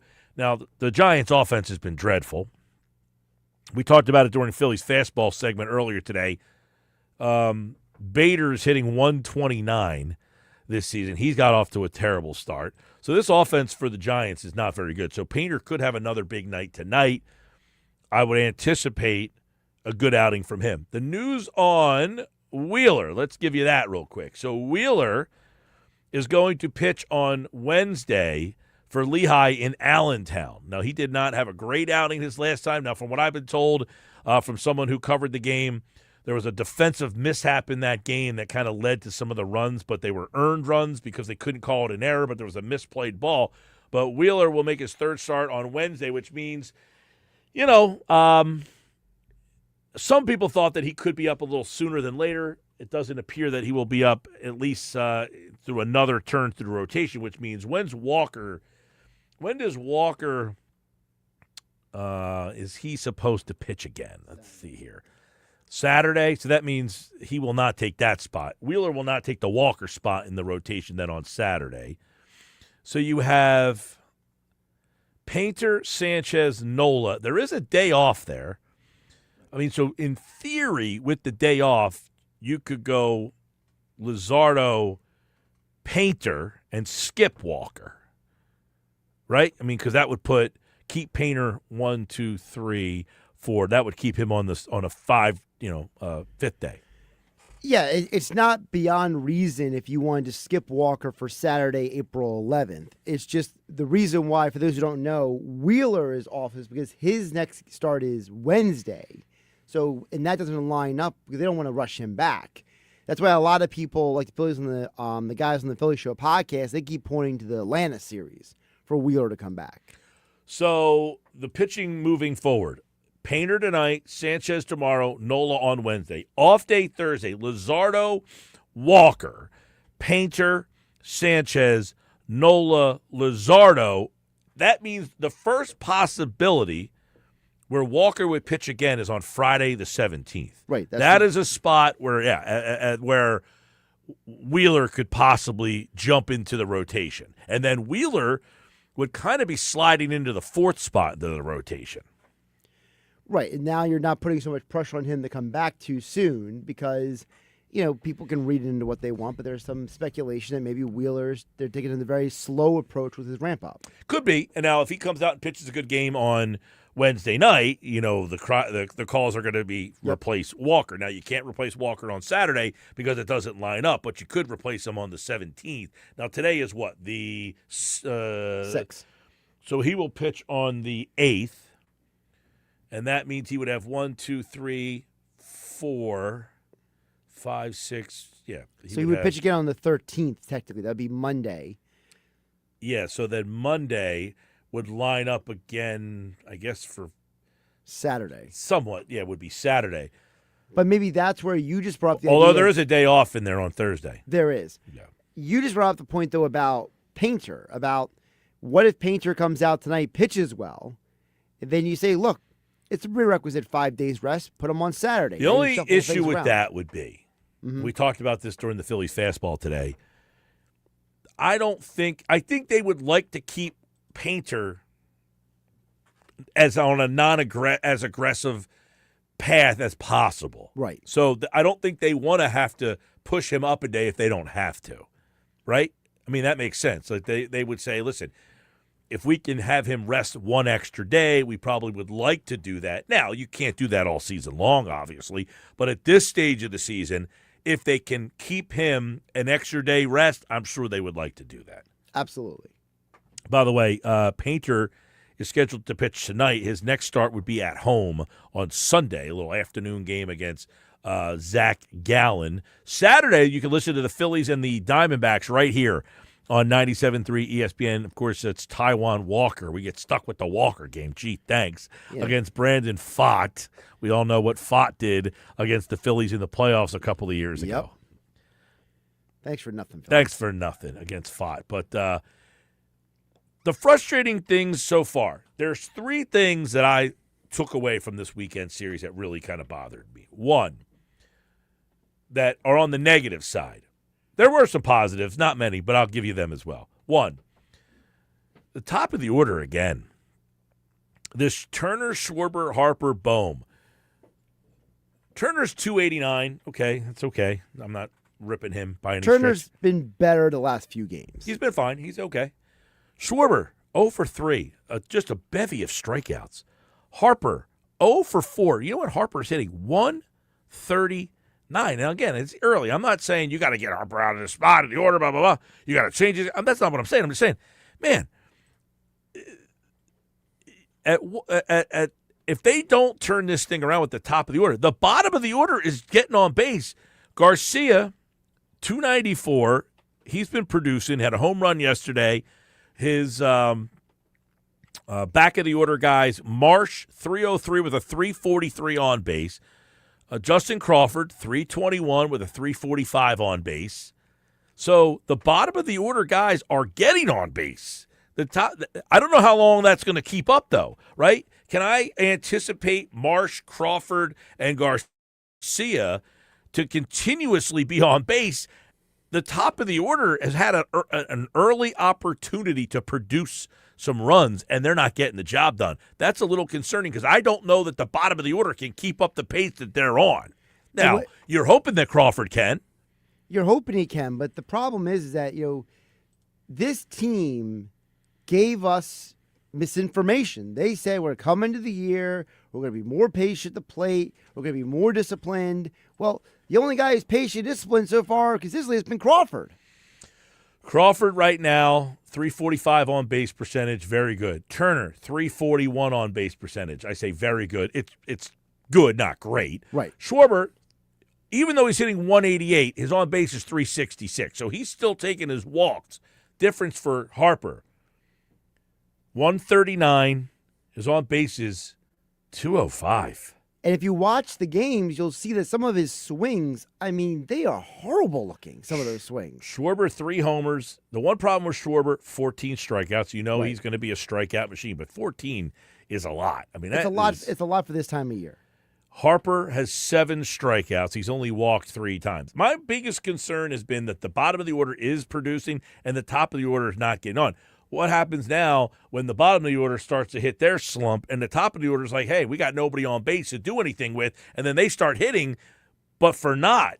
Right. This lineup has just not been able to kind of all get going at the same time, and that is one thing that we've been kind of worried about the whole time. Now, there's a couple things that I think will potentially happen here. One, if they struggle again through this series, I think the first thing that they will try is Stott out of the 5-hole, Marsh into the 5-hole. That's probably the first thing that I think they would toy with. The other one would be Garcia. Now, Garcia has shown a little power. He's got 2 home runs. He has struck out 9 times. He is hitting 294. He's hit the ball hard, though. I could see the next tweak be first Marsh goes to the 5-hole, Stott goes to the 7-hole. The next one could be Garcia going to the 4-hole, and then Marsh dropping down, Bohm dropping down to the 6th spot. That would be, I think, their second tweak. And to be fair, Garcia's basically been what you expected him to be, right? Like he hasn't exceeded expectations. He's basically been a guy who. Oh, I don't know about that. I think people thought Art Garcia was a shot fighter, and the fact that he's hitting 294 for a guy who's hitting the 230s the last couple of years, I think he's exceeded expectations at that point. Well, the other area is you were hoping that he refound his power after the last 2 seasons. He hasn't provided much power at all. This is a guy that hit 39 homers in 2023. Then he hit 25. Last year he was down to 19. So you're trying to see, can he get back on that pace to hit 25 again? Now he has 2 in 9 games, so I think he's shown you a little bit of power. The 294 is significantly higher than his career average of 237. And last year, by the way, he hit 227. The year before that, he hit 224. So the fact that he's come out of the gates hitting 294, I think the Phillies are probably pretty happy with their first 9 games of this. Now, again, it's a 9-game sample size. There's not much to go off of there. But to answer your question, no, I think the Phillies will say early on, we'll take the return that we've got from Garcia as opposed to what he's been the last 2 years. Well, again, they always signed him with the understanding that what you're seeing from him right now is what he could be. And that's why people like myself were so excited about the acquisition, because we knew he could be better than Castellanos. And so far, well, the one thing we thought that the difference between him and Castellanos is that the ceiling for his power is probably higher than what Castellanos is at this stage. Now, I think one thing that is undervalued that doesn't get talked about a lot, the amount of runs he's already saved defensively for them, the catch he made in that game the other night, that he got to that ball. I mean, Castellanos not making never getting that No, ball. I mean, defensively, he's a significant upgrade. Nobody cares about that kind of stuff. George in Summers Point says, hey, guys, does it bother you that the Phillies currently have 3 starters in the lineup batting less than 200? Yes and no. I mean, it's so early in the year. I mean, like the other day, Real Muto was hitting 087. He had 2 hits. He went up to 200. It's so early that one hot day can flip your batting average pretty quickly. Right. So is it frustrating? And by the way, George, batting average in today's world isn't really held with the same weight. You know, what's your on-base percentage? What's your OPS? And that's where you would say, man, Schwarber's hitting 188, but his on-base percentage is 366, which that's pretty good. I mean, it's still – he walks a lot. That's why. Now, Harper, 139, he's going to have to get himself going on a pretty hot streak here to get himself an average. Now, if he gets 3 hits tonight, next thing you know, he'll be hitting 220, and next, he gets 2 hits the next day, he's up to 250, and now he's on base. But if Harper struggles in this series, San Francisco, not a great place to hit. Harper comes home, they got a 9-game homestand coming up, and he comes home with an average of 127. Yikes. For a 9-game homestand, there's going to be a lot of people staring at him saying, when are things going to get going? And that's one of the things you worry about, to go to George's point. You put that 200 up on that screen at Citizens Bank Park and it's 127, yes, then all of a sudden I think people will start – the pressure will start to mount on Harper. And maybe I'm wrong, Mike, so you can correct me if you don't feel this way. To me, isn't part of the problem with Harper not just the literal stats, it's his approach at the plate. It's the very feeble swings and the reaching out of the zone and the strange approach that he has at the plate. It's like he doesn't know what he's doing sometimes. Well, I definitely think he's pressing early. The comments, the offseason, all of it. I definitely think that is something that Harper is now. You hope he's only pressing. You hope it's not decline, because if it's a decline, that's a problem. Huge problem. Because you have a lot of money invested in him, and you're expecting a return. Maybe not an elite return, but a return, right? From Harper, I think you're expecting a massive return. Not a return, a massive return for what he is signed to do. The other things from this weekend. One, that was the fact that the bottom of the order kind of doing their job, top of the order, still not getting things done. The other thing on the negative side of things, I would say, is, and this isn't like, is Alvarado. You have this guy that you're hoping to be a part of an elite bullpen. He couldn't throw a strike the other night. Alvarado, we talked about this. Oscar brought it up multiple times. He brought it up on Friday, too. Alvarado looks like he's gained some weight, and you wonder if that's messing with his control a little bit. He threw 12 pitches the other night, 4 for strikes. Now, he got out of the inning, and he pitched 1/3 of an inning, walked a guy, struck out a guy. But he can't – one of his problems a couple of years ago was control. Remember, they sent him down to work on that, and then he brought him back up, and he became one of the best left-handed pitchers out of the bullpen. I don't like what I saw from him in his control on Saturday. That was one thing I kind of took from that game. And this is part of the reason why he got in trouble with the PEDs, because he was trying to lose weight because he has better control when he's at a certain weight. And I guess the aftermath of that suspension was because he couldn't take whatever drug it was. We still don't know exactly the drug that he took. But the drug that he took, apparently without it, he can't keep the weight off. Well, that's something that I the observations I had this weekend was him coming out of the bullpen, not having the control. And then the last one, and by the way, Saturday was the game where Luzardo had 11 strikeouts. They brought in Alvarado for a third, then Keller, and then Duran got the save. So that is what I would call your blueprint win. That's a Phillies blueprint win when they get a starting pitcher go to the 7th, and then some combination of those 3 guys, Alvarado, Keller, and Duran, obviously, to close out the night. And then the only other little thing there is, what day was it? The first day was Nola's pitching, right? Oh, the third one's obvious. Well, is Walker. I mean, Walker giving up the 3 runs in the first inning again. I mean, you can't constantly be down with the way this offense is so hot and cold. You're down 3-0 in the first inning a day after you only score 2 runs. It just, the Walker thing is going to have to be something that I don't think it's going to be too much longer with Walker. I would imagine 2 more starts, maybe 3 for him.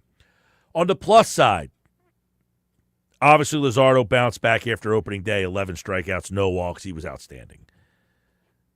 The bullpen, after the first week where the bullpen was a little sketchy, bullpen was much better on the rest of this. In fact, after Walker could get out of his own way, the guys that you don't, expect as much from Shut him down. Shut him down on Sunday, but the offense just couldn't get anything going. No. So there were some positives there. And look, you took 2 out of 3. You can't sweep every single series, but when you go to Colorado against that team, you should expect to take 3. They get 2 out of 3, and now they're going to a place where Oscar brought it up during the fastball today. They're 6 and 23 in their last 29 games at San Francisco. Not good. All right, Sports Bash Live, 97.3 ESPN. Coming up, the Flyers have everybody flyered up. They got themselves into the playoffs now. But what do they need to do to hold on to this playoff spot? Kevin Durso, our Flyers insider, will tell us coming up next on the Sports Bash Live on 97.3 ESPN.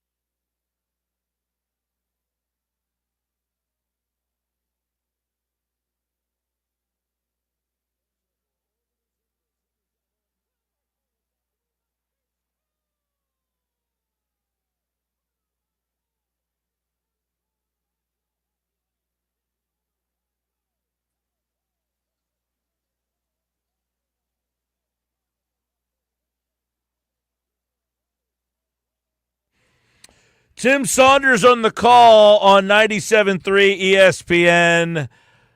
Porter Martone with the game winner in overtime, his first NHL goal. It's in overtime as the Flyers win it yesterday, and the win puts them in a playoff spot. We talked on Friday to Kevin Durso from 97.3ESPN.com. It seemed improbable, the math, and now all of a sudden the math says here we are. Durso, what an improbable turn of events. They got everything they needed on Saturday, went their way. Everybody lost. Yeah, it starts to become I believe that this was even before Sunday's game. I put out there something along the lines of it's unfathomable to think about that this is possible. That this, I mean, even down to, for me, I spread this thing out a bunch of different ways. A month ago, we were at the trade deadline, and we were talking about what they didn't do more than what they did do.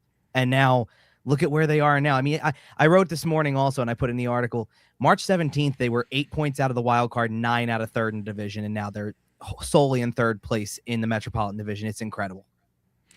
Let's go to the wins. All right. The game they play on yesterday against Boston. Now, Boston's a team that is a playoff team. That's a playoff quality team that you're able to get the win of Ladar. Big game there. But give us some things that are standing out in these games, in the 4-1 win over the Islanders, the 2-1 win over the Bruins. What is going on in these two games here that they were able to get these wins that maybe didn't happen in the game against Detroit and Washington? It just looks like they got back to details, honestly. I mean, everything that was loose on Tuesday and Thursday that you didn't like about those games was better over the weekend. I pointed out to you on Friday after the loss to Detroit that I didn't, in particular on Thursday, hated the game of the top 4 defensemen on Thursday. Travis Sanheim then had probably the best weekend he's had in all season. With the game on Friday in particular, he was outstanding. And then just hold down the fort like you did against Boston. I mean, that's a good team. They've won a lot of games this year. They're in a playoff position. Really, they're only a wild card team. Boston is, only because the Atlantic has 3 other teams that have already surpassed 100 points. So that's really the only thing holding them back. Boston was partially right there for a big chunk of the season. They've hit a little bit of a lull lately, but it still takes a lot to beat a team like that. And you held up your end of the deal defensively, and then we're opportunistic with the offensive opportunities. And I shouldn't really even say opportunistic, because you outshot both teams in both games. So you did your part, really, and you did what you had to do. So Martone scores the game winner. He had the assist on the other one. I mean, just give us a quick observation of what he has added to this team that they lacked, and whether it's sustainable. They sure hope it's sustainable, and by all accounts, it looks like it has the potential to be. I mean, he just looks like a player. He's added an element where, again, it for me, it comes down to the details. Plays like the assist on the Dvorak goal to start yesterday, they don't happen from 19-year-olds that often. And he goes back and talks about the year at Michigan State was a difference for him, about playing on the wall and being able to make a play like that. So he attributes it to that, and really the preparation for going from college to the NHL was going to be an easier transition than trying to go from juniors to the NHL. But this just doesn't happen. The way I look at it for him, to see Martone have this kind of impact, he's 4 games into his career. For me, it's just something that this doesn't happen for the Flyers. The Flyers fans, as cynical as they are right that, this is why we don't have nice things, right? And you think about Nolan Patrick, you lucked into that pick. It didn't work out. You thought you had a goalie in Carter Hart. He's caught up in one of the biggest hockey scandals in history. So that ends prematurely. You start getting a season like you did out of Oscar Lindblom a few years back, and he gets cancer, and then he's never going to be the same player he was before. And it was like, why does this always keep happening? And now it feels like you just had this kid essentially by sheer luck, because everybody thought he would still be playing in college through this upcoming weekend. His team loses, he's plopped into your lap, and he makes an immediate impact. It's just incredible. Porter Martone with the game winner last night. They win it in overtime. The overtime win puts them into the playoff spot. Now, what's the math say? If I say, hey, they're in the playoffs today, how probable now is it that they will be there at game 82? Well, the path exists, and it did without them being in the spot. But once you get in there, you can actually start doing some more of the math and come up with a number. So I presented this a little bit like baseball. I can give you a magic number, and that'll tell you where things stand. They need a combination of 6 points to put Washington away. They need 8 to put the Islanders away, and they need 9 to put Columbus away. And that's points won and points lost by those teams. Washington and the Islanders only have 4 games left. So the runway is even smaller for them. The Flyers could win 3 games. They can't afford to lose even 1. And that would be that's all that there's. In fact, the Flyers can actually put Washington away by winning 3 of their final 5 games, and it doesn't matter what the Capitals do. They would be out anyway. Columbus is really the X factor because you still have to take care of your own business. I mean, you would have to, in order to put them away, like I said, 9 points is the total. Well, that's close to winning out for the Flyers. So you're going to need a little help there still, but there's no reason to believe they won't get a little bit of that. Every one of these teams has been scuffling. So if you assume that, I don't think it's unrealistic to look at the way this team has played and say win 3 out of 5, and then look for 3 points lost from Columbus and 2 from the Islanders. I don't think that's an outrageous ask at this point, considering all the help you got just over the weekend, let alone over the last few weeks. So, right, so that's the math. You're saying 3, they got 5 left, 3 on the road, 3 straight road games, 2 here in Philadelphia. You're saying if they win 3 of these 5, that should be pretty good? It puts them in an even better spot because it really leaves no margin for error for the other 2 teams that would mathematically still be alive in the division. So at that point, the Islanders have to gain points in every game to still remain alive. I don't foresee that happening, just given the way their weekend went and the way these last handful of games have gone for them. And then Columbus, they could gain a point. It could go 3-1-1, and going 3-1-1 even would not be enough because you would lose 3 points there. So Columbus would need to go 4-1-0 or 4-0-1 or something like that. That's how the math checks out. They need Columbus basically needs points in every game or to win 4 out of 5 to and gain a point in another just to make this happen. So there's a lot going on here. All right, Kevin Durso, of course, Flyers are off tonight. Let's look at these last 5 and just get a quick thought on these matchups and your level of concern, I guess. Jersey feels like a game they've been playing very well, but you would see where they are in the standings. That's the kind of games that scare you late in the year. It's like, you're at Jersey. That's the kind of game that feels like a worry. Yeah, it's got trap written all over it. Absolutely. So you need to just play. This is where, for me, keep playing your game. Don't change anything up. If you play New Jersey the way you played Boston, for example, you should be able to win that game. But you have to do all of those things. It's all the attention to detail. It's all the execution. You still have to follow through with that. You can't just assume this is an off night. Detroit obviously just played, lost the game here, won the game there 2 weeks ago. This will be the 3rd time they play in like 3 weeks here. This game will be at Detroit. What do you think about the matchup between those 2? Well, so it's interesting because after, going into Friday night, I probably would have told you that game still carries a ton of meaning for the playoffs. If your focus is on the division, you just need the points. So it kind of doesn't matter. It doesn't matter if you give Detroit a point and get it to overtime and then win the game in overtime, let's say. You're not worried about giving points back to the wild card teams when you're battling for the division. So it does change that dynamic to that game a lot. I had said that about the Boston game too, that exactly the way that it played out. You don't care about giving Boston a point. You're probably not catching them, and they're in the other division anyway, so they only factor into the wild card picture. You were going for 3rd in the Metro. Win by any means necessary. So I would think that these next 2 in particular are the ones that you want to establish yourself, win those 2, and then you have some runway after that, because we're talking about, by that point, you get to see how the scoreboard shakes out and how many points you might need to really lock this thing up. All right, then you got a non-conference game at Winnipeg. Winnipeg's another non-playoff team. So what's the math with that game? Well, because it's non-conference, you can win by any means necessary for the points, but be careful on this one too, because this one's a lot like the Devils game. That's a team that's playing a lot better lately, and because of the way that the Western Conference has been, it's a team that still has an outside shot to make the playoffs, even though they're not in the picture. They're close enough that you start to get that belief that you might be able to come back. And Winnipeg certainly has the goaltender to make it happen. So that's the factor there. So you want to be careful with that game as well. You can't take that one for granted either, knowing that they're going to probably bring their all. All right, then the last two come back to Philadelphia. They are very interesting. Carolina, Montreal. Those two, if they have meaning in them, and they most likely will, what do we think?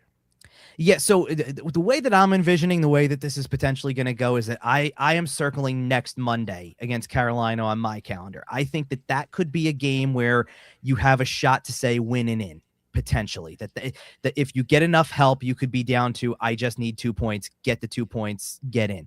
And the curious thing about these two games back to back are both of these teams are already locked into the playoff picture. And the question would be, is there any room for movement among those teams? So for Carolina, it's at this point they've pretty well locked up the division, but are they going to be the top team in the Eastern Conference or the second team? Because that determines whether you play the second wild card or the first. So that could be the meaning to that game for Carolina. And for Montreal, they're close enough to being, you're looking at the second seed in the Atlantic, which would give them home ice for the series. You're also looking at the division title there for how they've played. So everything's on the table for them, and it could dictate the matchup as well. So they could have things to play for, or things could shake out a different way, and there's not a lot for those teams to play for, and they might give you a little bit of a break, maybe in terms of who the goaltender is, for example, or something like that, that they don't have to throw their number one guy out there and can go to a backup or something like that to just get through the game until they get to the playoffs. All right. Kevin Durso, of course, covers the Flyers. Flyers currently 77 games, 90 points. That has them in the third spot. They have one game at hand over the Islanders, who have 89 points. So your best path is the Metro, and that would most likely have you face the Penguins, correct, in the first round? That is correct. Very interesting there. Penguins. It could be a Flyers-Penguins first round and a Sixers-Knicks first round. We could have some rivalry matchups going all over the place here. Well, and ironically enough, too, because I was thinking about this before the game yesterday, the Flyers played the Bruins on Easter Sunday in 2018, right before making the playoffs. That was the last year that the fans were in the building for a playoff series, at least. So for a lot of people, that might be the last real playoff experience they actually remember.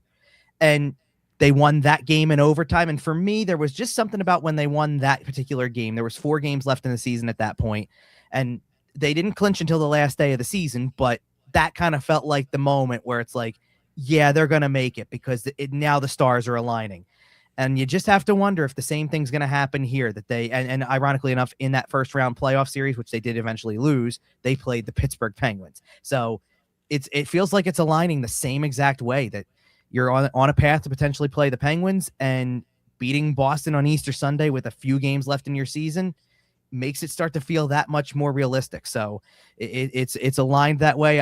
I'm more than anything, I'm just thrilled for people who are excited about it today because of the fact that you've put up with a lot, over the last 5 years. In the years that you have been with us, which is a decade now, this might be. I would imagine this is the highest, most interest that has been on the team in a decade. Pretty close. I mean, let's just say for the time I've been doing this with you, the most fun I had was during that month of August in 2020, month of August, September in 2020, where there was nothing else going on. It didn't feel the same. It didn't feel the same. But there was no fans. There was no fans. Well, no fans. I didn't get to attend because everything was in Canada. So yeah, exactly. It's been a long time coming for this, and I'm telling you, I'm going back to 2010. Is the last time. That playoff run was the last time that this team has felt like it's given. You could feel the shift in the fans a little bit now. The people, the text board, people are paying attention literally for the first time since 2010, it feels like.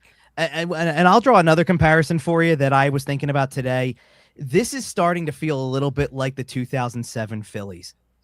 Down and out, have to come back like crazy. You need help too. I mean, the Phillies didn't just make the playoffs that year by winning themselves. The Mets collapsed, so you had that as well. It's feeling like that, like everything's aligning for you. And I hope for the Flyers that this is the start of what that turned out to be for the Phillies. That this is just the first stepping stone with a lot of young players, with a lot of players that you feel like could be part of a core, that maybe this is the first stepping stone to some perennial playoff appearances and the chance to make a run, not just a one-off here. All right, Kevin Durso has more on the Flyers at 973ESPN.com, at Kevin_Durso. The Flyers files, which could have playoff hockey to talk about. You have 2 weeks left, 5 games to go. We'll be all over it here on the Sports Bash tomorrow. Flyers Devils on 97.3 ESPN. Thanks, man. You got it. Thanks, Mike. There is Durso here on the Sports Bash Live on 97.3 ESPN. He does a great job covering the Flyers. He deserves some playoff hockey to cover as well. I mean, since he's been with us, they went to 2020. They were in the bubble. He didn't get to cover them. I'd like to see him get a little playoff hockey on his credential. All right, coming up, we'll get ready to get out of here. Listen for that sounder. Another chance for you to qualify for the draft party, which is coming up on April 23rd. That draft's going to be here before we know it. My Lord. I love it. I love it. I love it. I love it. All right, stick around. Sports Bash live on 97.3 ESPN.